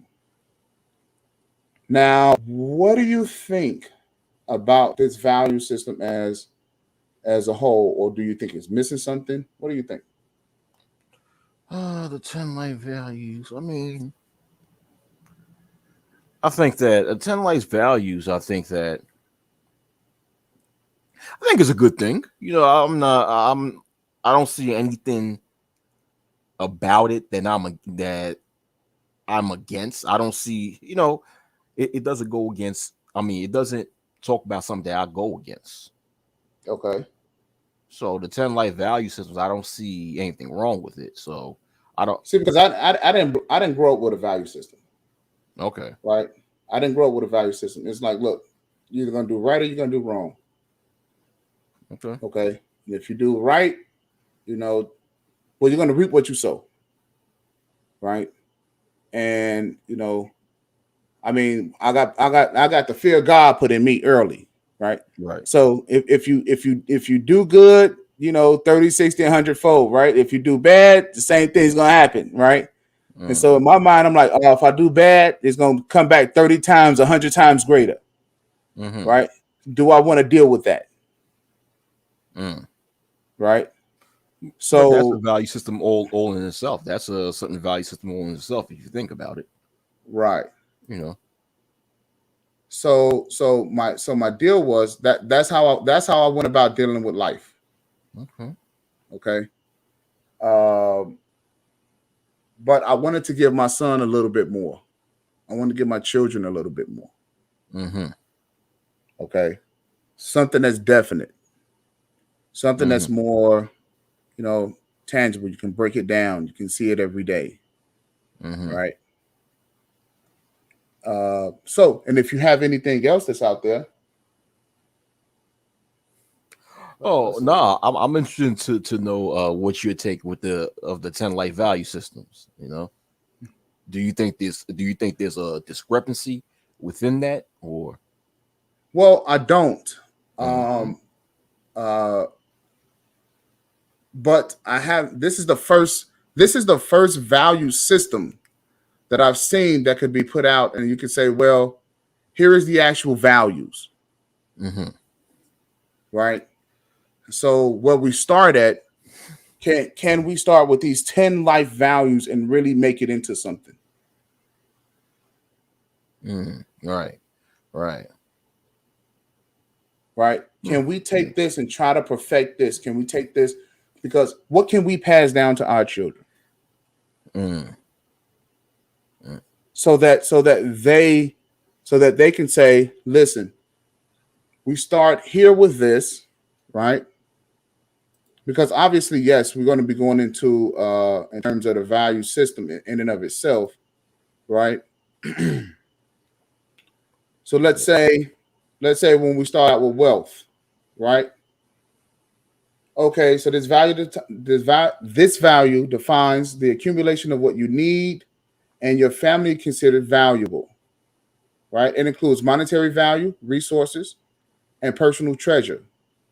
These areas include asset, monthly budgeting, baking, investing, credit management, tax strategy, right? Mhm. So forth and so on. That Right. starts with the trust, all Mm. right? And you're supposed to have a system of financial literacy as you go along. Right. So I'm gonna give you an example. I'm gonna give you guys an example. My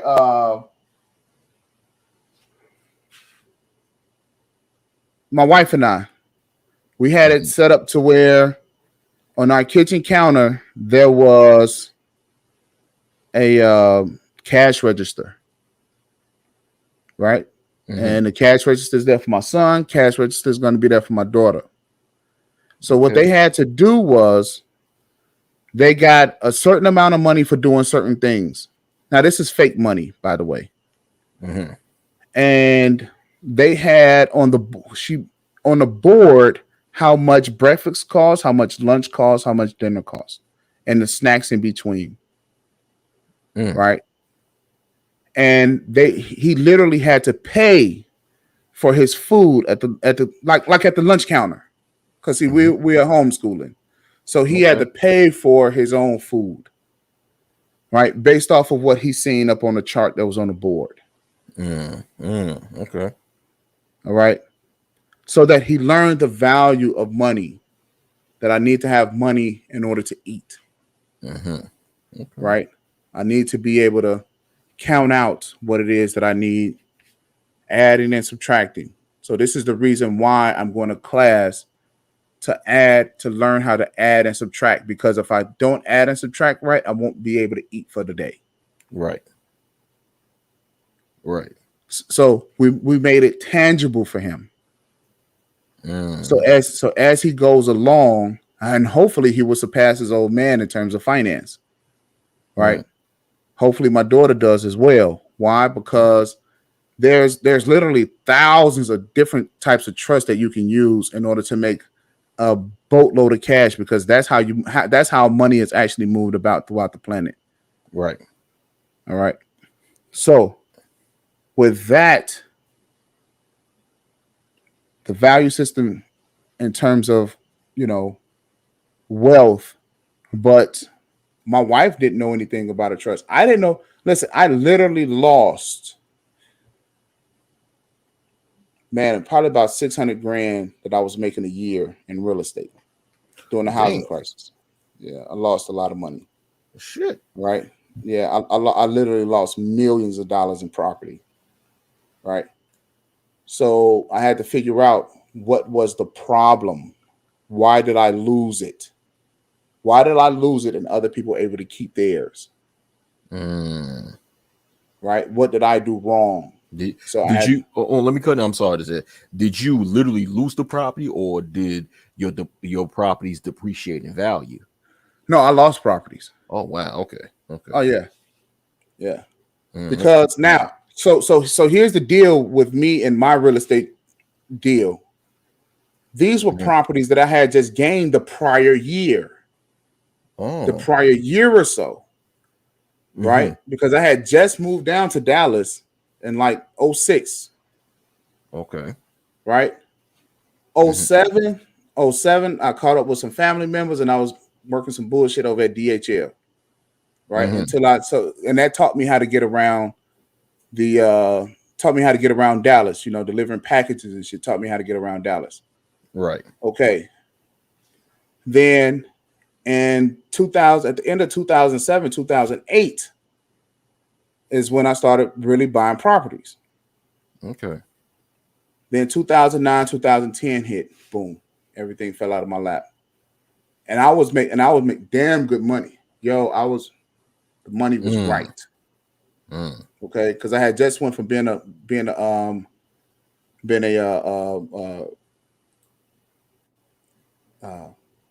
underwriter, mortgage underwriter. Okay. So I did that, decided to move, and the company was laying off people, and I didn't quite know why, but they seen the housing crisis before we can see it. Okay. So I didn't transfer within that company. All right. So with that, I'm like, shit, I'm in Dallas. I'm good. Because I moved down.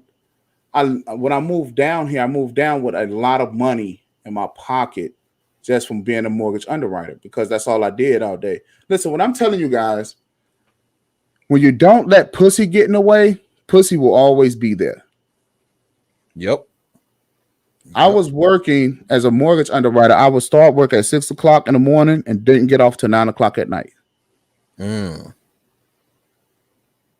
I was eating at Morton Steakhouse for lunch. Morton Steakhouse, is that a Okay, so that's like a 4-star restaurant. Okay. Right. So, this is just how it was, right? And I mean, hey, and if you want to talk about the women, and I didn't know this at the time because I'm kind of aloof, right? So wait, Oni is saying a lot of shit. Hold on a second. Let me read some of these things, man. So Jamil is saying Oni welcome. Wacky. Yeah, that's right. That's right, Oni. That's right. That's right. Let's see. This is another list. We all know he loves a list. Hey man, hey, you got to be able to go down to be able to, you got to hit them points one at a time. Yeah. I make to-do lists every day. Well, the day before, what I'm gonna do tomorrow. Let's see. The list is gonna have them taking LS. L's. Okay. Let's see. I don't know. All right. But this list. But this list that it is up looks decent. Oh yeah, I mean it is. I think it's a pretty decent. I think it's a pretty decent way to go in terms of a value system, right? I mean, if we're looking at culture. Hey, by the way, hey, thanks Oni, man. Thanks for dropping by, man. I know a lot of things that I talk about be pretty boring, but I know before you continue, I would just want to briefly state that when it comes to the 10 light values, okay, usually there's a chart for the 10 light values in which the 10 light values is almost like a pyramid, right? Where each value within that list is bigger than the other, and it's first. You have the foundation of the value, which is spiritual value, which comes first according to that chart, and then you have family value, which comes second. Then you have health. I think it's spiritual first, then health, then family, then appearance. So it's levels to it. But the most important value within the 10 light values is the spiritual value and a person's spiritual relationship with the creator. That's more in which a lot of people feel, well, according to the 10 light values, that's the most important value that a person have to cherish and acknowledge. Because if you have that down packed, if you're able to master yourself spiritually, or just establish yourself spiritually and establish a spiritual relationship with the creator, that's like the foundation of the other values within the 10 light values being successful. Okay. So they place a lot of importance on the spiritual aspect of a person, then his health, then his family. And the wealth value ends up being last. And the reason why it ends up being last is because according to the 10 life values, once you end up accomplishing, mastering one value, then you'd be able to go to the next level and master another value. So once you end up mastering, spirituality, health, family, appearance, mobility, you'll be able to easily end up improving in wealth, being that you have all the other values down packed. So that's the whole point of the 10 light values. Like I said, the chart is like a pyramid. I don't know if you watch Right. GS1's or Sheep Stay Sleeps TV's. If you watch his content, or if you watch the Book of Ronan's contents, or the Bishop, they show that chart. Okay. Yeah, and like I said, it's a step pyramid. And once you improve one level, then you're ready to master the next level. So, like I said before, I'm sorry to repeat myself. The wealth value ends up becoming last because that's the last level you get up to once you accomplish all the previous levels, in which I agree. Because when you have all the other things in life down packed, getting money is no problem. Because once you get all the other values down packed, you're able to work together with family. You're able to work together in unison on organizations with other people. So y'all could get this money together, because there's nothing like getting money as a collective. Right. Yeah. Now, speaking of the collective, right? Kwanzaa. Kwanzaa. What do you think about Kwanzaa? What do I think about Kwanzaa? Well, I honestly, I'm gonna tell you the truth, man. I don't know much about Kwanzaa, Okay. which I know that it's a black, it's supposed to be a black nationalist holiday, or or an Pan African holiday, in which in each different day in the days of Kwanzaa, there's like a certain word which represents a word in, I think, in the Swahili language. Correct me if I'm wrong. Right. That's correct. Where each word represents a certain virtue that one would master. But other than that, I don't have a lot of knowledge about Kwanzaa outside of that. Well, all right. So my deal was, I was looking up Kwanzaa, right? And you are exactly right to a degree. It comes from the Swahili language, right? And here's what my take is on Kwanzaa. That Kwanzaa is something that you do, right? It's something that you do. So anytime you have a celebration, right, that means that you must be able to, you must be have, you got to have done something to celebrate, or some reason to celebrate, not just But see, this is kind of like black folks. We think we just supposed to have a party just because it's Tuesday. It's Friday. We just supposed to party just because it's Friday. No, you're supposed to have work done, or done the work, then you party. You work hard, you play hard, right? All right. Yeah. All right. So I was looking up. See, I know Kwanzaa from when I was young. All right. So the principles of Kwanzaa, because we're talking about here who actually has the money, and so I guess we're talking about why we don't have the money in this instance. So the way I look at it is, Kwanzaa is something that you do all year round, and then the last 7 days of the year you celebrate. So you have a 7-day celebration, kind of like a jubilee type of thing. Right. So you're supposed to celebrate every year. Now, if you look at what they're talking about here, right?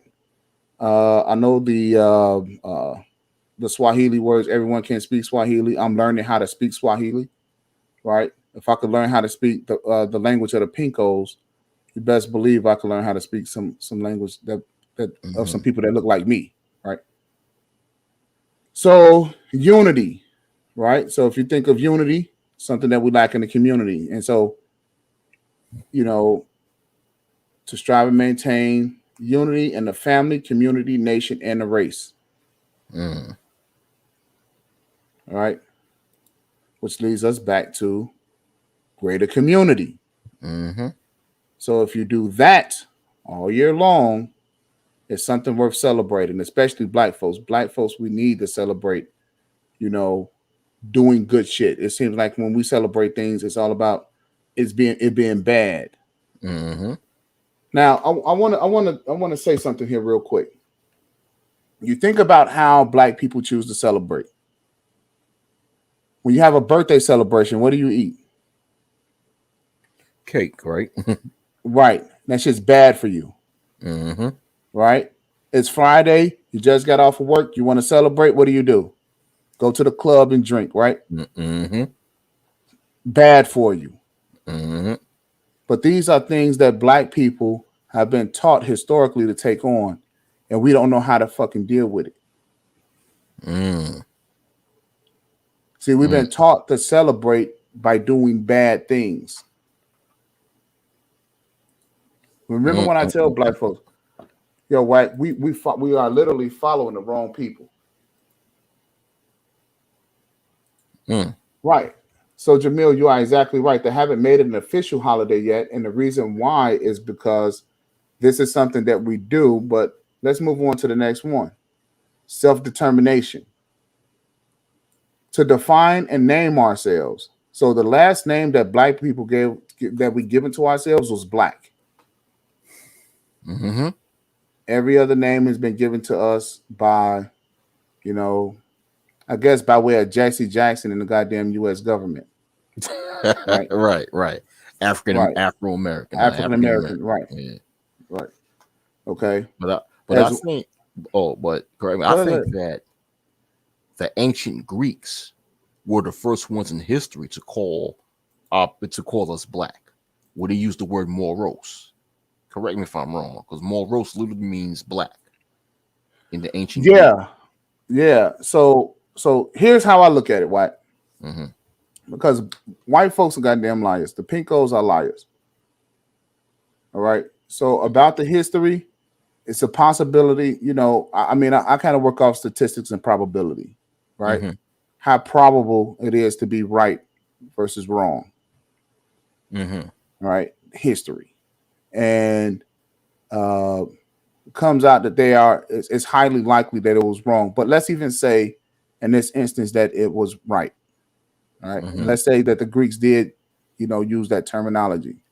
Right. Again, this is white people calling us something. Mm. And so we need to decide for ourselves what we want to be called. Mm-hmm.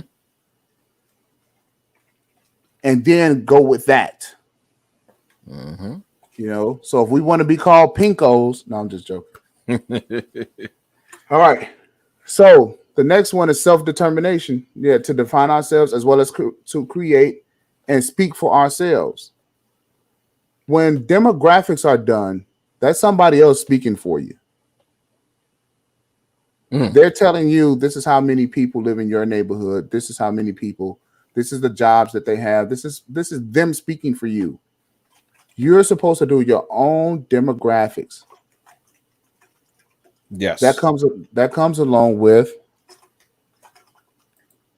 greater community, knowledge, right? And that's funny that they would have on this culture wheel knowledge and stories. And I'm sure that we'll get to that some other time, but knowledge, right? All right. So to take it to this one, Ujima, collective work and responsibility. You notice these terms? To doing things collectively. Mm-hmm. Collective work and responsibility. Collective work and responsibility. Mm-hmm. To build and maintain our community together and make our brothers and our sisters' problems our problems and to solve them together. Oh. Now imagine if we did that all year long. Do you think that we would actually be having these conversations in the manosphere? Hell no. Hell no. Now this shit comes out in 1966. Yeah. Yeah. So imagine if black folks is doing this. I mean, black people can't even seem to get on the right path, man, to doing nothing. But I'm gonna say something, but I'm gonna bring it back. Number 4, cooperative economics. You see, they already figured this shit out. This is not new what we're talking about here. No, it's not.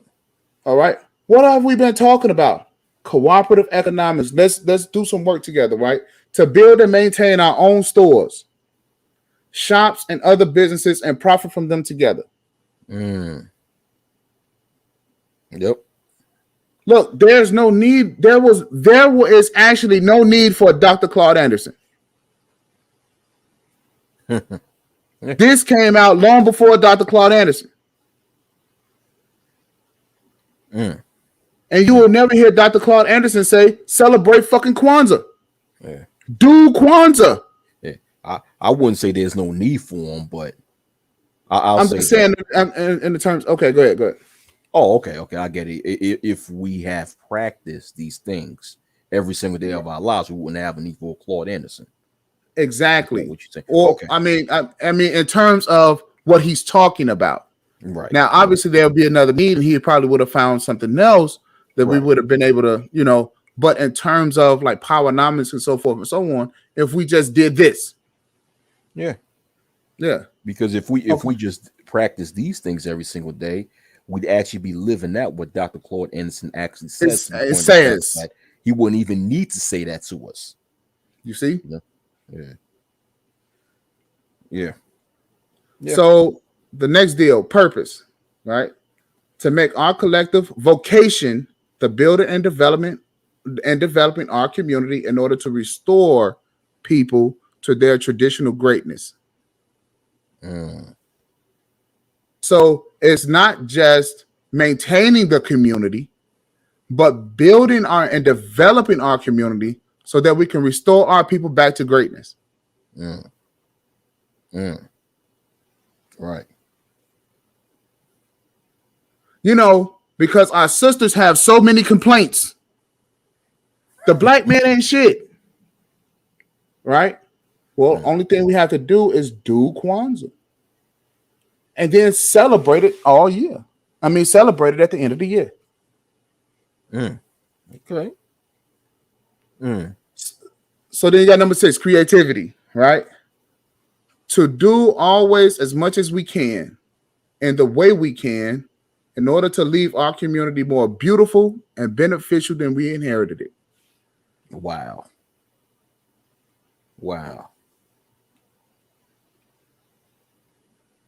So this whole deal is a collective type of deal, right? So when you walk outside into your community, you are supposed to be singing, let's say for instance, the 10 life values. You're supposed to be saying them at work in the community. Now, Dr. Holman came up with the 10 life values like 40 years ago? 30 years ago? Something like that? I don't even know how long ago he came out with it. I don't even know. Yeah. But I'm just saying, let's even say if it came out 10 years ago, 5 years ago, right? Or even just yesterday, right? Right. Those life values should automatically be, as the guys in the manosphere, it's supposed to be like spewing those life values, and then you're supposed to see it come out, when you walk outside the doors. Then we should, and if our goal is to be celebrating Kwanzaa, we should actually be living it out based on those 10 life values. Yeah. Yes. So then you have faith, right? Number 7, to believe that in our hearts in our people, our parents, our teachers, our leaders, and the righteous and victory of our struggle. Mm. So that's why I said I don't trust people. I believe, Okay. because this planet is actually, this is a belief planet. Mm. See, what you believe, that's what's going to happen. Okay. Right? See, that's the whole thing about, everybody, oh, this white Jesus, white Jesus. Well, if you believe in him, then it's real. He's real. That's how he's being made real. It tells you that you have to believe in him. Those that believe in him shall not perish but have everlasting life. Okay. See, in order for you to have whatever religion you have to believe it. That's how it's being made real. That's how it becomes into manifestation. Okay. Right? If you believe you have a great relationship, then you'll have one. Okay. And so it just takes some faith, but I don't know, man. I don't know if belief over feminism. I don't know. I don't know, bro. I don't know. That's a tough one. I don't know who belief is greater, man. Oh man, it's just it's funny because just to give you a side note. Now, this it is a little bit off topic, Go ahead. but earlier today I just stumbled in watching a couple of interviews, right? And there was this one interview from a 90s talk show where they interviewed the rapper Foxy Brown. This was back in, I think, 1999 or something. Okay.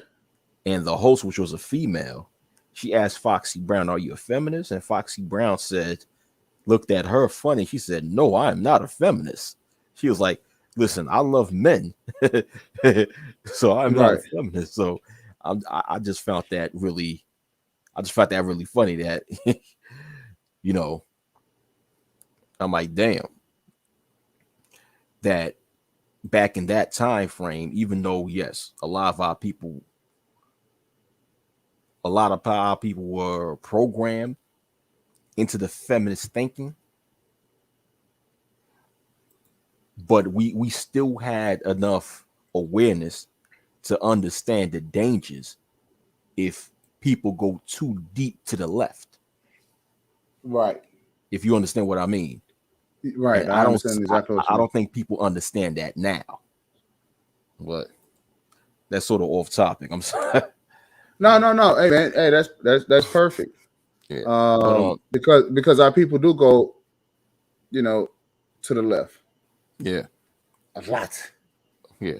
But to go back to the topic, at the end of the day, like I said, when see it's a lot of people in this space, a few people are, but most are not putting a lot of emphasis in what we're talking about when it comes to values and when it comes to certain principles. So you just pointed out the certain principles in Kwanzaa, and if we practice these things every single day, not just make a 7-day celebration out of it, or practice it every single day of our life, people would be in a better position, and which is true. Automatically, and also with the 10 light values, when it comes to putting certain things in proper perspective, and the foundation being the spiritual foundation of each human being. If we have these, see, what I believe is that a lot of people in this space have not established a foundation amongst themselves. And when I'm saying a lot of people, I'm speaking about a lot of the males in the black manosphere have not established that type of foundation. They haven't established any type of values or any type of spiritual or family or health values within themselves. Therefore, because they have a lack of values, because they have a lack of principles, they get so caught up on some of the most carnal-minded, mediocre shit. For example, crying about a certain group of females not giving sexual access. Well, if these individuals crying had established a spiritual foundation or foundation of upon principles, they would realize that a lot of these females are not even worthy for you to even fuck with in the first place. So why worry if they give you sexual access or not? Right. And I realize that a lot of people in this space. And you just all you just need to do is hear a lot of people speak. Just sit back and listen when a lot of people speak, and you'll see that a lot of people lack principles. They lack morality, they lack values. And then they wonder why the black manosphere is in the shape that it's in. It's currently a space that lacks any sort of foundation. It lacks foundation. I mean, you talking about a space full of grown men crying over a damn groupie that left some basketball player. You know, the basketball player got her pregnant, and then she left her. You know, and you got the whole space crying about it. I'm like, Right. Why would you sit there even put all that energy on a hoe? Excuse my language. She's a hoe. So it's like if you have any values, you realize that she's not even worth talking about. Right. But see, all this what we're talking about is what a lot of males in the black manosphere are lacking. So I'm liking this conversation. But Well, no, so you got the mic. Go ahead. so I want to respond to what you said, but I want to jump back to Kwanzaa for a bit. Then we kind of we'll be through with Kwanzaa, right? Right. Now I want you to look at this. What's the opposition to Kwanzaa? Now we just covered all of the good shit about Kwanzaa, right? Mhm. And notice it's this white woman out of Georgia, Pinko, Oh, yeah. right? She decided that she wants to go in on, and I did a whole live about this, man. And I'm not going to beat this dead horse, but I'm just saying that if we're talking about who has the money and hand holding, right? Their people can do the hand holding, but when we try to devise a system for ourselves so that we can do some hand holding, the first thing that they want to do is come against it. Opposition. Okay. Opposition. Right. And why? Because they know that they are very easy to figure out. Hold on a second, man. I seen something and I'll show you. I wanted to show you something, but all right, I probably won't be able to find it right now. But anyway, for her to even say these type of things, it's inflammatory and there's no need for it. She could have kept it to herself, right? She could have kept it to herself. But when I tell you that Pinkos, they don't have no let up, they don't have no let up. Yeah, I get you. Okay, something like this, like about Marjorie Taylor Greene, her ignorant ass. She's always making ignorant statements. She's like a female Donald Trump, Yeah, she is, man. I'm like, oh, this chick, she's just an idiot, man. She's I went down. Donald Trump. Yeah. Oh man. Yeah. And I'm like, this is just your first year out. Yeah. But you know what? Like in response to what you said, like whenever so-called black people trying to put themselves in a position where they could, where they could hold hands, and establish wealth and pass down wealth, or establish culture and pass it down. You got people speaking against it. When it comes to people speaking against something like that, when it comes to anybody speaking against any sort of black progress, the job is to ignore their ass. The job is for so-called black people to expect it, because there's going to be other people that don't feel secure and don't feel well at the idea of black people progressing. But the job is to just keep progressing and ignore idiots like Marjorie Taylor Greene. Don't even pay them no mind. In spite of, because the real threat to black progress is anyone that try to put out policies to destroy Black progress. That's the real threat. Right. So as long as the pinkos are not putting out or not trying to put policies that will destroy Black progress, so-called Black people shouldn't give a fuck about. If they're just putting out these ignorant statements or ignorant opinions, fuck them. Right.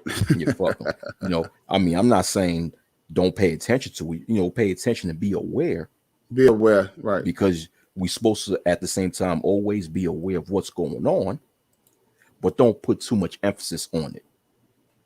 Because a person's ignorant opinion is not really a threat to Black progress. It's when a person put that pen on the paper to try to create policies to try to destroy Black progress. That's the threat. Say, we got Nicer in the building. Nicer, what's happening? Hey, thank you very much. Hey, we got some people on the panel, man. We got some heavy hitters, man. We got one of the heavy hitters that stopped through that's hanging out with me today, Wacky. Yeah, most definitely. Most definitely. We got Jamil X and Nicer in the chat. Right. And Jamil X. I think Jamil X have been one of my longtime subscribers because I remember that name, Jamil X. Jamil in the chat. Let me know. Are you one of my longtime subscribers? I'm talking about for years you subscribed to me because I remember that name. Yeah. Okay, so Nicer already has a wrench, but I'm gonna hit Jamil X. I'm gonna hit him up too. Let's see. All right, yeah, Oni already has his. I just got to make sure that I'm covering everybody. You know what I'm saying? I'm just getting used to all of this, so I just want to make sure everybody's wrenched up. Yeah. Oni the Ghost. What's up, Oni the Ghost? Yeah, what's going on? And why in the building? So we have. All right. So I wanted to share with you what I'm building out the Man's Media Network to be.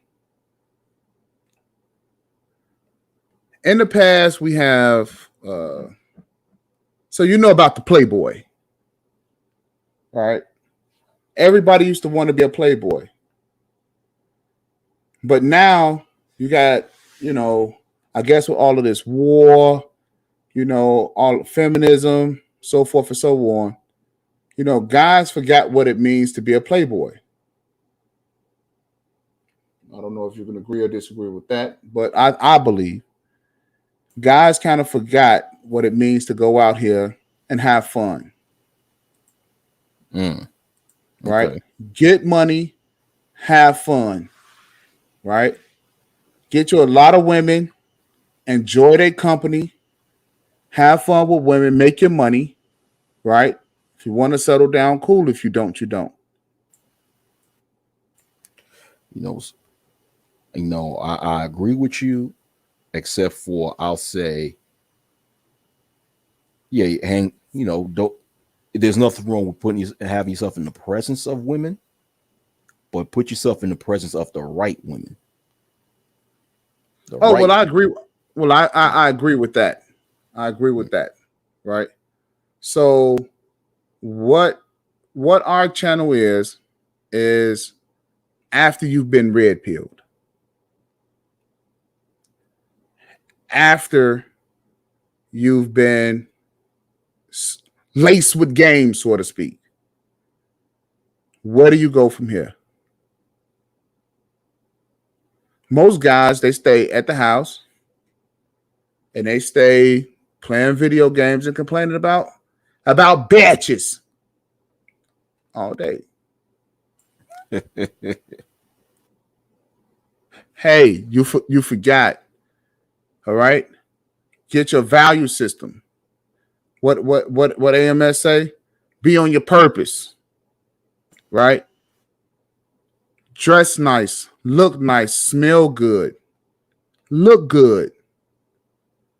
All right, go out in the world.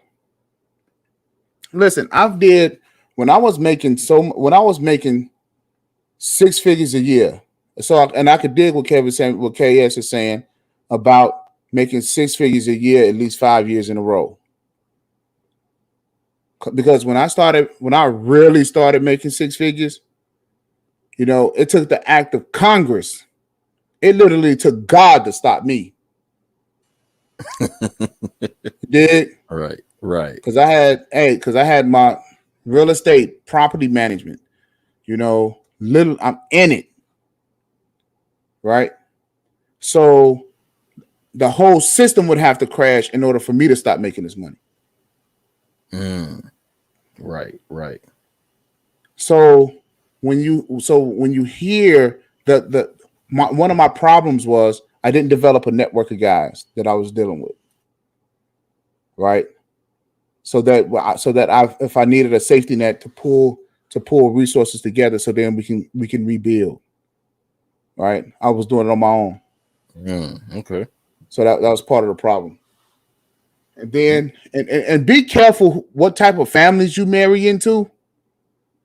I'm going to tell y'all that. Be careful, because even though your woman is cool, if her family is ghetto, you're going to the hood.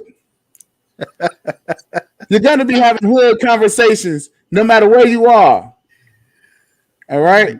And when they tell you, you know, you look at the circle of people that you're around, that shit's true. Okay, watch the circle of people that you're around, because believe me, if you are making money and they are not, eventually you'll fuck around and be like them. So you gotta get away from those people. All right, because they will not only use you to take your money, but then they would put you in the spot where, you know, because misery loves company after a while. Yeah. All right. So be careful of your circle of influence. It's true. All right. Yeah. So the man, sorry to interrupt, but I do have to go. You know, I do have to bounce. You know. Thank you very much, brother, for gracing me with your presence, bro. All right, and thank you for inviting me to your channel. You know, so just keep doing your content and keep doing your thing, man. You know. Yes, sir. Wacky ladies and gentlemen. Yes. And for everybody that's listening, I'll say this: there's nothing wrong. Well, 95% of the man's list, there's nothing wrong with it. Okay, so 95% of the man's list is absolutely true. All right, so I don't see why a lot of people are making a big deal about this list. You know, even some of the people that I'm very cool with have an issue with the man's list, and it's okay to disagree, but to have a problem with a person putting a list of certain red flags or indicators that a man has to watch out for when he encounters women, for people to have an issue with that, to me, that's alarming, because every man is supposed to have a certain list of what type of red flags to watch out for when they meet a woman at first sight. Everyone does. Everyone's supposed to. Females have the same thing. You're supposed to be like the Terminator. Yeah. You know what I mean? Yeah. Your eyes are supposed to be sizing up, and you do. The thing is that, you know, how we just been conditioned, man. And I get it. You know, hey, I look at it like this, you know, no publicity is bad publicity. Yeah. So keep talking about the list. Yeah. You know what I mean? All right, man. All right. So the man, once again, thank you for inviting me onto your platform, and have a great night. And say Wack, I got to get in touch with you offline, brother. So can you, I don't know if you could put your email in the back chat or something like that before you head out of here. I remember you. Okay. Yeah. You emailed me a while ago. Okay. So I have it. That's right. I do have it. Yeah, but I'll give it to you again. Okay. Thanks again, Wacky, ladies and gentlemen, in the building. Oh yeah, no doubt. But I'll put it on the back on the private chat. In the private chat. Thank you again, Wacky. All right, thank you. All right, you have a great night, man. All right, you as well. All right.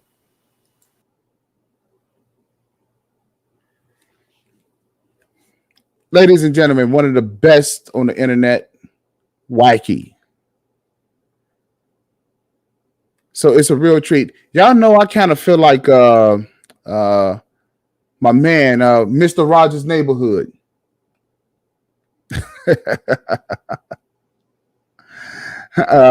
Because I always have special guests, you know, and I always have somebody that's always willing to drop by, right? So past the $40, he's always dropping by. But you know, I had Sorism, I had Nino, and then I had Wacky. Hey, this is going to turn out to be the best year coming up ever. Here's what I want. I want for you guys to help me. I want you guys to help me become one of the fastest growing channels on the internet. All right? Because we need to gain some momentum. We need to gain some momentum. We need to be headed upward. Now, I have some ways in which I'm going to be doing this, but I want this channel to take off, but not artificially. As I was explaining to Wacky, after you've been red pilled, after you've been gamed up in the manosphere, what do? Where do you go? See, this is the next level. This is the next step. Now, we could put together a list all day long, right? But the next step. And for every guy who's interested in women, and I'm sure that you should be. Now, I'm not interested in the same sex. I'm interested in women. That's what I like.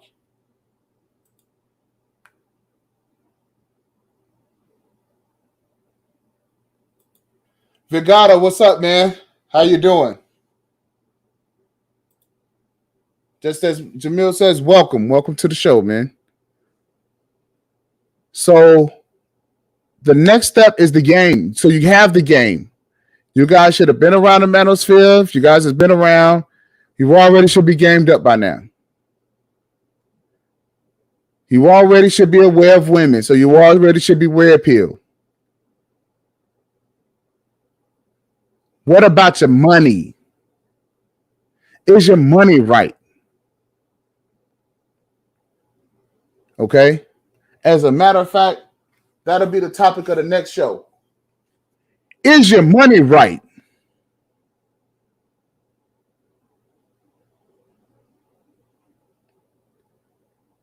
Is it literally? Because the idea here is that you're seeing what's happening with the money in terms of the whole hand-holding deal. So if you need to get your money together, go back home for a while. I'm not opposed to that at all. Some people say, well, find your roommate. No, go back to your parents' house. Go live in the basement.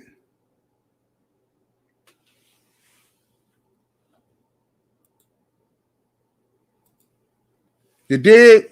Jamil gets it. Is your money right? Because some of you can't afford to even be Americans, man.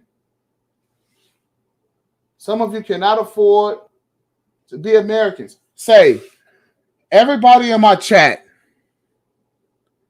right? Everybody that's in my chat, you are now my snipers. Y'all see those bots? Snipers get them. Anybody talking trash, snipe them.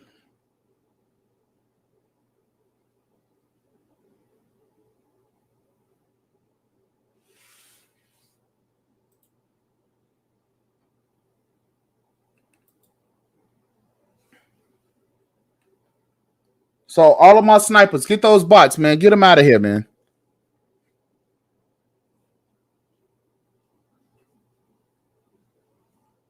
Appreciate it.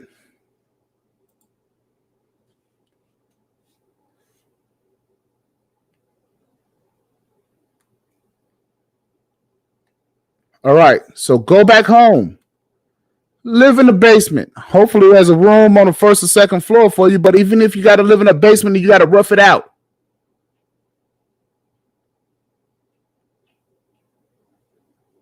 See, it gets greater later. Man, listen, I don't care if you got to go home and eat chili beans, man. Do what you got to do. Eat some of that chili mac, some of that manwich.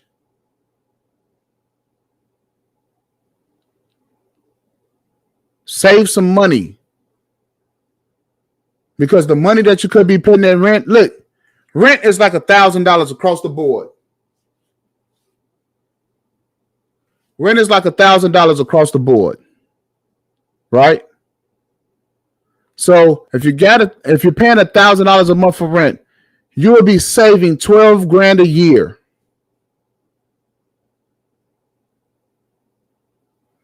$2 years, $24,000. See how easy that adds up?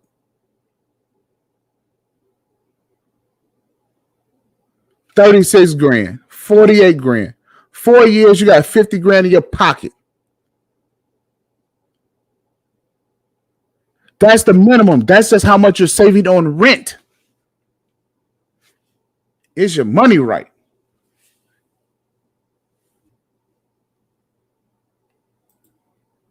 See, so you got the game, you got the gift of gab, you got the ism. Now it's time to get your money right. And in all of these years of being part of the manosphere, your money actually should have been right. So who got the money? The whole hand-holding. Get yourself in the hand-holding position. Absolutely do not move in with a woman. Playboys don't do that.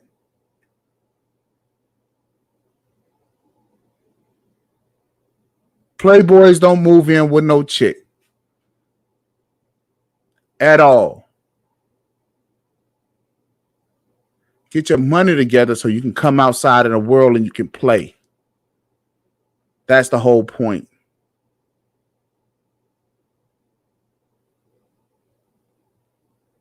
Get yourself what they used to call back in the 70s. Get yourself some nice vines. Get yourself smelling good. After you save up your money, then you can leave the house after you get your financial plan together. After you do the financial things that you need to do, then you get yourself a nice condo.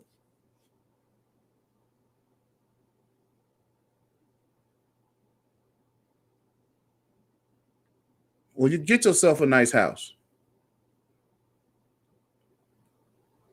But it all starts with getting your money right. So that's the name of the next topic.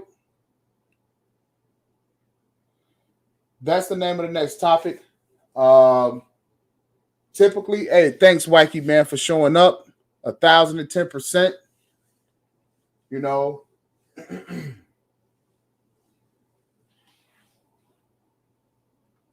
Let me see.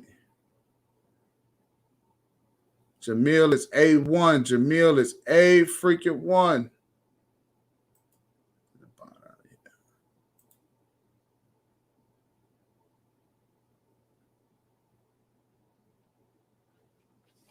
So, yo, go home, right, Jamil? Go home and humble yourself. You want to know why? Because you're going home with a plan. You're going home with a plan.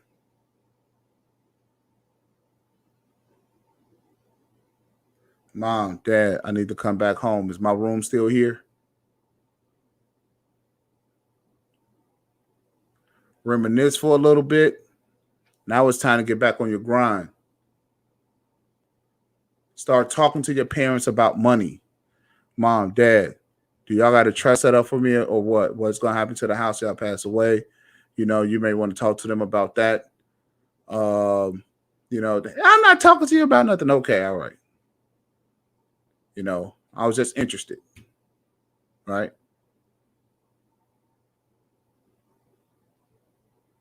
Well, I'm concerned about it because, I'm getting my financial situation together. You're doing what? Yeah, I need a financial reset. How about that one? You go home and you tell your parents, I need a financial reset.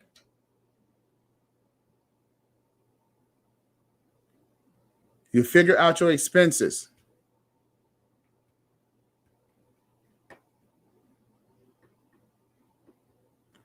You know what? I'll talk about that tomorrow night. I will definitely talk about that tomorrow night. I will put it in the queue of things to talk about. What do we say, Jamil? Is your money right? Is that what we said? Is your money right? Because I am hey, y'all draining. You're not having fun.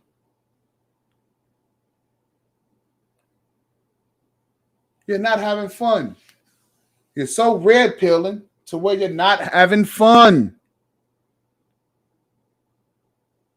This channel, although we talk about some serious things, we talk about some knockdown, drag out things, but we need to be able to have fun. Right? We damn sure need to be able to have some fun. And you need to be able to have some money. You got money in the bank. You could go out instead of Ubering in the Uber X, you can Uber in the Uber Black.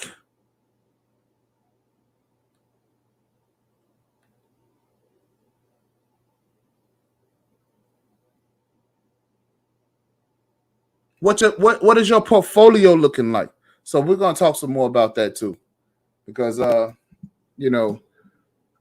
can't let y'all fall as my kids come up. I can't let y'all fall, Ben.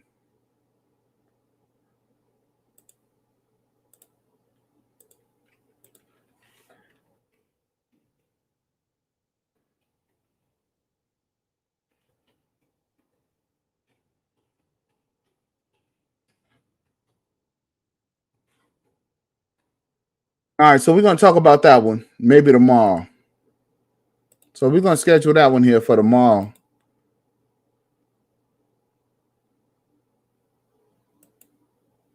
What's tomorrow? Tomorrow the 30th. So we're gonna schedule that one for tomorrow. Right? Same bad time, same bad channel, right?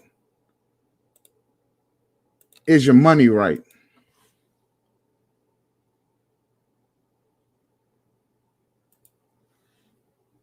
We got that one up on the list, Jamil.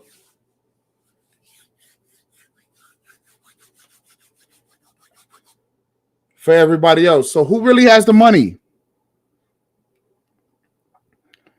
Those kids that live at home with their parents. And I mean, they're professionals.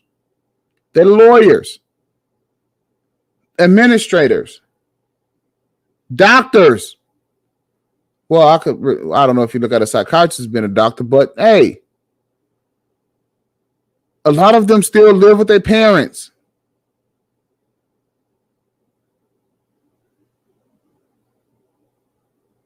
And why are they making money hand over fist? Zero expense. Oh yeah, mom, dad, I'll pay I'll pay the taxes. No worries.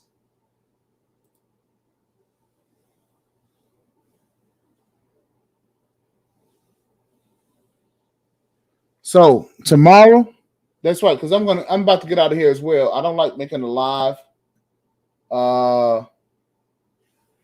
Yeah, I don't like really making these lives very long so that I could get you guys to kind of see, the point that I'm trying to make here, right? So tomorrow's show, is your money right? That's tomorrow's show. Is your money right? And we're going to talk about that for a second. So that way you can get your money together. How else can you buy some, expensive colognes? Yo, I probably got like $100 bottle of colognes, $100+ bottle of colognes. I could think I probably have a few $200, $300 bottle of cologne. I had to kind of slow down a little bit because I want to get some of that oud wood.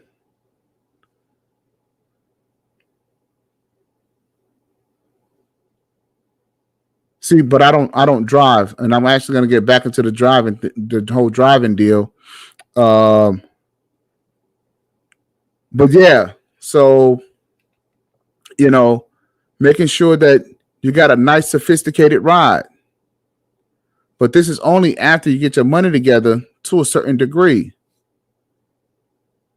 And how can you get out and how can you go out in this world and play if you don't have the money to play with? You cannot be so frustrated, so sexually frustrated, so frustrated at the world, mad with women, mad about the situations, mad about the current conditions, mad about feminism. You cannot stay mad forever. Damn. At some point, you got to say, I'm going to go back to living life. Things is the way it is. You got to get out. You got to go meet your brothers. You got to say what's up to them. You got to, you know what I'm saying? You got to see them, and you know, and in a sophisticated manner, you got to start having parties. Damn.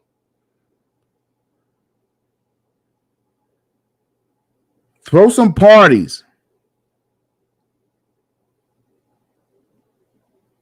Be extravagant. Sophisticated.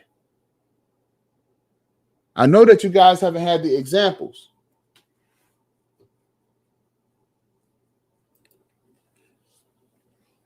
But we're gonna start showing you, giving you the examples, showing you the things that you need in order to go out here to go be a serious playboy. All right. So take it easy, fellas. I think we've just about covered everything. Go home, get your hand held for a little bit. Because I'm going to tell you something else. The wealthy people,